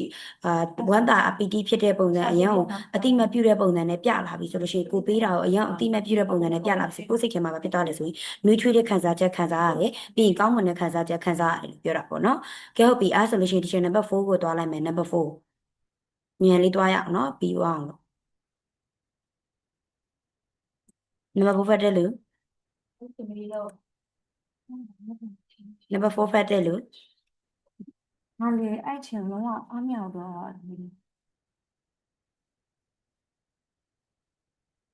နံပါတ်4ဘယ်သူဖတ်တာလဲနံပါတ်4အစားရတော့လည်းဘာမှခုနကအဝါလို့နေနေဖြစ်နေတာပဲလို့နံပါတ်4ဘယ်သူဖတ်တာလဲနံပါတ်4ဟုတ်ခဏလေးမဟုတ်စေ နေမအိမ်မှာမဟုတ်ပဲတိုင်းနဲ့ဘယ်သူနဲ့တော့တိုင်းနဲ့ roll number 7နဲ့ဟာလားအဲ့တော့ဒီချက်ကဒီတစ်ခါသမီးတိုင်းလေးကိုဘာသာပြန်ခိုင်းမယ်စမယ်သမီး မောင်ပြောရင်နည်းနည်းတောင်းပေးတဲ့ကိစ္စမောင်ပြောတာကြားလာ ဟုတ်ဘာသာပဲပြန်ပါ ဟုတ်တယ်သမီးဘာသာပြန် မောင်ကမမနဲ့တိုင်ရတယ်မောင်ပြောတာဒီတောင်းပေးတဲ့ကိစ္စကြားလာပြီဟောနော်မရသေးဘူးကျောင်းတော်မရတော့ သမီးတိုင်းစပြန်မယ်နော်ဘာသာပြန်ရအောင် ဟုတ်စေ the biggest way to happiness is easy way ဒီချက်မကြားရဘူးဒီချက်လေးပြောပြပါလားဒီချက် of time daily other people are ready for good possession opportunity as ကကြောင့်အဲ့ပစ္စည်းမျိုးတဲ့အဒီမှာတော့တာစီရမလားလို့ပြောပဲပြောအဲ့ဒါကျွန်တော်တခြားသူရဲ့အရေးအသွေးကိုအားဆိုင်လို့အခွင့်အရေးလေးဆိုင်လို့ဟုတ်စားဖြစ် တောင်းတောင်းလေးရဒီမှာတော့ကျိုးတိုင်းရတယ်တည်ရလားဒီအဲ့မျိုးဆိုရင်ဝယ်လိုက်တယ်တော့တည်ရလားအနောက်ကလည်းတခြားမျိုးပေါ့ in your school or working မကြားရဘူးသမီးတိုင်းရေတူတူလေးပြောနေတာသမီးက မဟုတ်ရှင် people who are doing much better than you are အဲ့ဒါကြောင့်ကျောင်းတော်မှာအလုပ်ကမှာကိုယ့်ထက်အများကြီးကောင်းတဲ့သူတွေဝင်နေမှာပါပြီးတော့ in a case of you try not to just yourself against other people you will certainly be happier အဲ့လိုဆိုလို့ရှိရင်ကြားဆိုကိုယ့်ကိုအပြစ်မှုတွေကိုစဉ်းစားနေမယ်ဆိုပို့ရှိမှသိကြပါတယ်ပြီးတော့ people who are envy of other are more likely to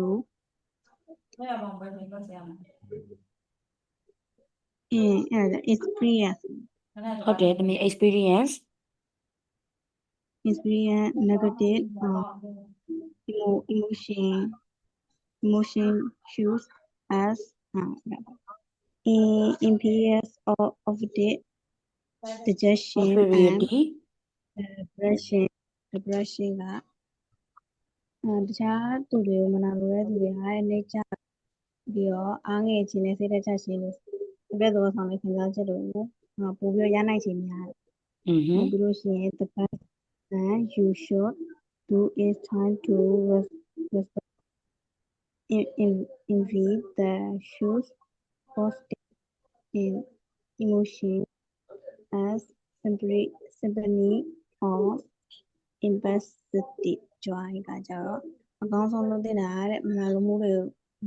စာနာမှုတောင်းမဟုတ်နောက်ရှိတဲ့ဝမ်းမြောက်စီရဲ့အပြုဆောင်သဘောရဲ့ခံစားချက်ရလို့စားပို့ကြိုးစားရင်လို့ပါခဲ့တဲ့ဟုတ်ပြီအဲ့တော့ဒီချက်တော့ဒီနေ့ကအချိန်ပြည့်သွားပြီပေါ့နော်မနေ့ပြန်ကြရင်ဒီချက်ဒီစာပိုက်ကနေပြီးတော့မှပြန်ပြောခိုင်းမယ်ပေါ့နော်မနေ့ပြန်အောင်ဖြစ်ကုန်ပြီမားလို့နောက်တစ်ပတ်ချိန်ပြောတာဟုတ်လားအချိန်ကလည်းပြည့်သွားပြီဆိုတော့တားတို့သမီးတို့ကြည့်ရတာလည်းနည်းနည်းပင်ပန်းနွမ်းနေနေတဲ့ပုံပေါက်နေရဟုတ်လား အဲ့တော့ဒီချက်ပေးတဲ့အင်္ဂါတွေမမေ့နဲ့နော်ဒီချက်အင်္ဂါဘာပေးထားတာတော့ပြောကြည့်မယ် 1E writing ရ 1D page 9อ่ะဟာ D ရယ်တန် teacher yes hello ကြားတယ်သမီးလေးကြားတယ်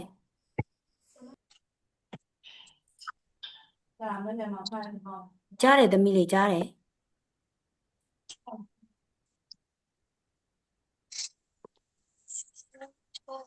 ကဲဟုတ်ပြီအဲ့ဆိုရင်ဒီချက်ဒီနေ့တင်လိုက်တဲ့ထဲမှာနားမလည်တဲ့လူရှိသလား ရှိပါ ချက် writing နှစ်ပုဒ်ကိုအမှတ်20ပြီးပြန်ပြောပြတာနော် ရှိပါဘူး ဟုတ်ပြီအဲ့တော့အဲ့ writing နှစ်ပုဒ်ကိုအမှတ်20ပေးမယ်လို့ပြောပြတာအဲ့တော့အချိန်မီပြီးတဲ့လူအချိန်မီထက်တဲ့လူဒီ9မှတ်က automatic ရပါမယ်တစ်ပုဒ်ကို9မှတ်ဆိုတော့နှစ်ပုဒ်ဆိုတော့10မှတ် automatic ရပါဟုတ်ပြီနော်အဲ့တော့အရေးသားပေါ်ကြည့်ပြီးတော့မှကောင်းရင်ကောင်းလို့ဒီချက်ဒီအမှတ်တိုးပေးပါမယ်ဟုတ်ပြီနော်ကဲတော့နားမလည်တဲ့လူရှိဒီနေ့ဒီချက်တင်သွားတဲ့ဟာကိုနားမလည်တဲ့လူမေးချင်တာရှိသေးလား ရှိရော သိကြလား ကြပါတယ် သိကြပါတယ်ခြေရဲ့အိတ်ရှင်နေပါပြီဆင်းပေးပါတော့ဟုတ်လားကဲဟုတ်ပြီ everyone bye bye everyone good night see you next week see you next week bye bye thank you teacher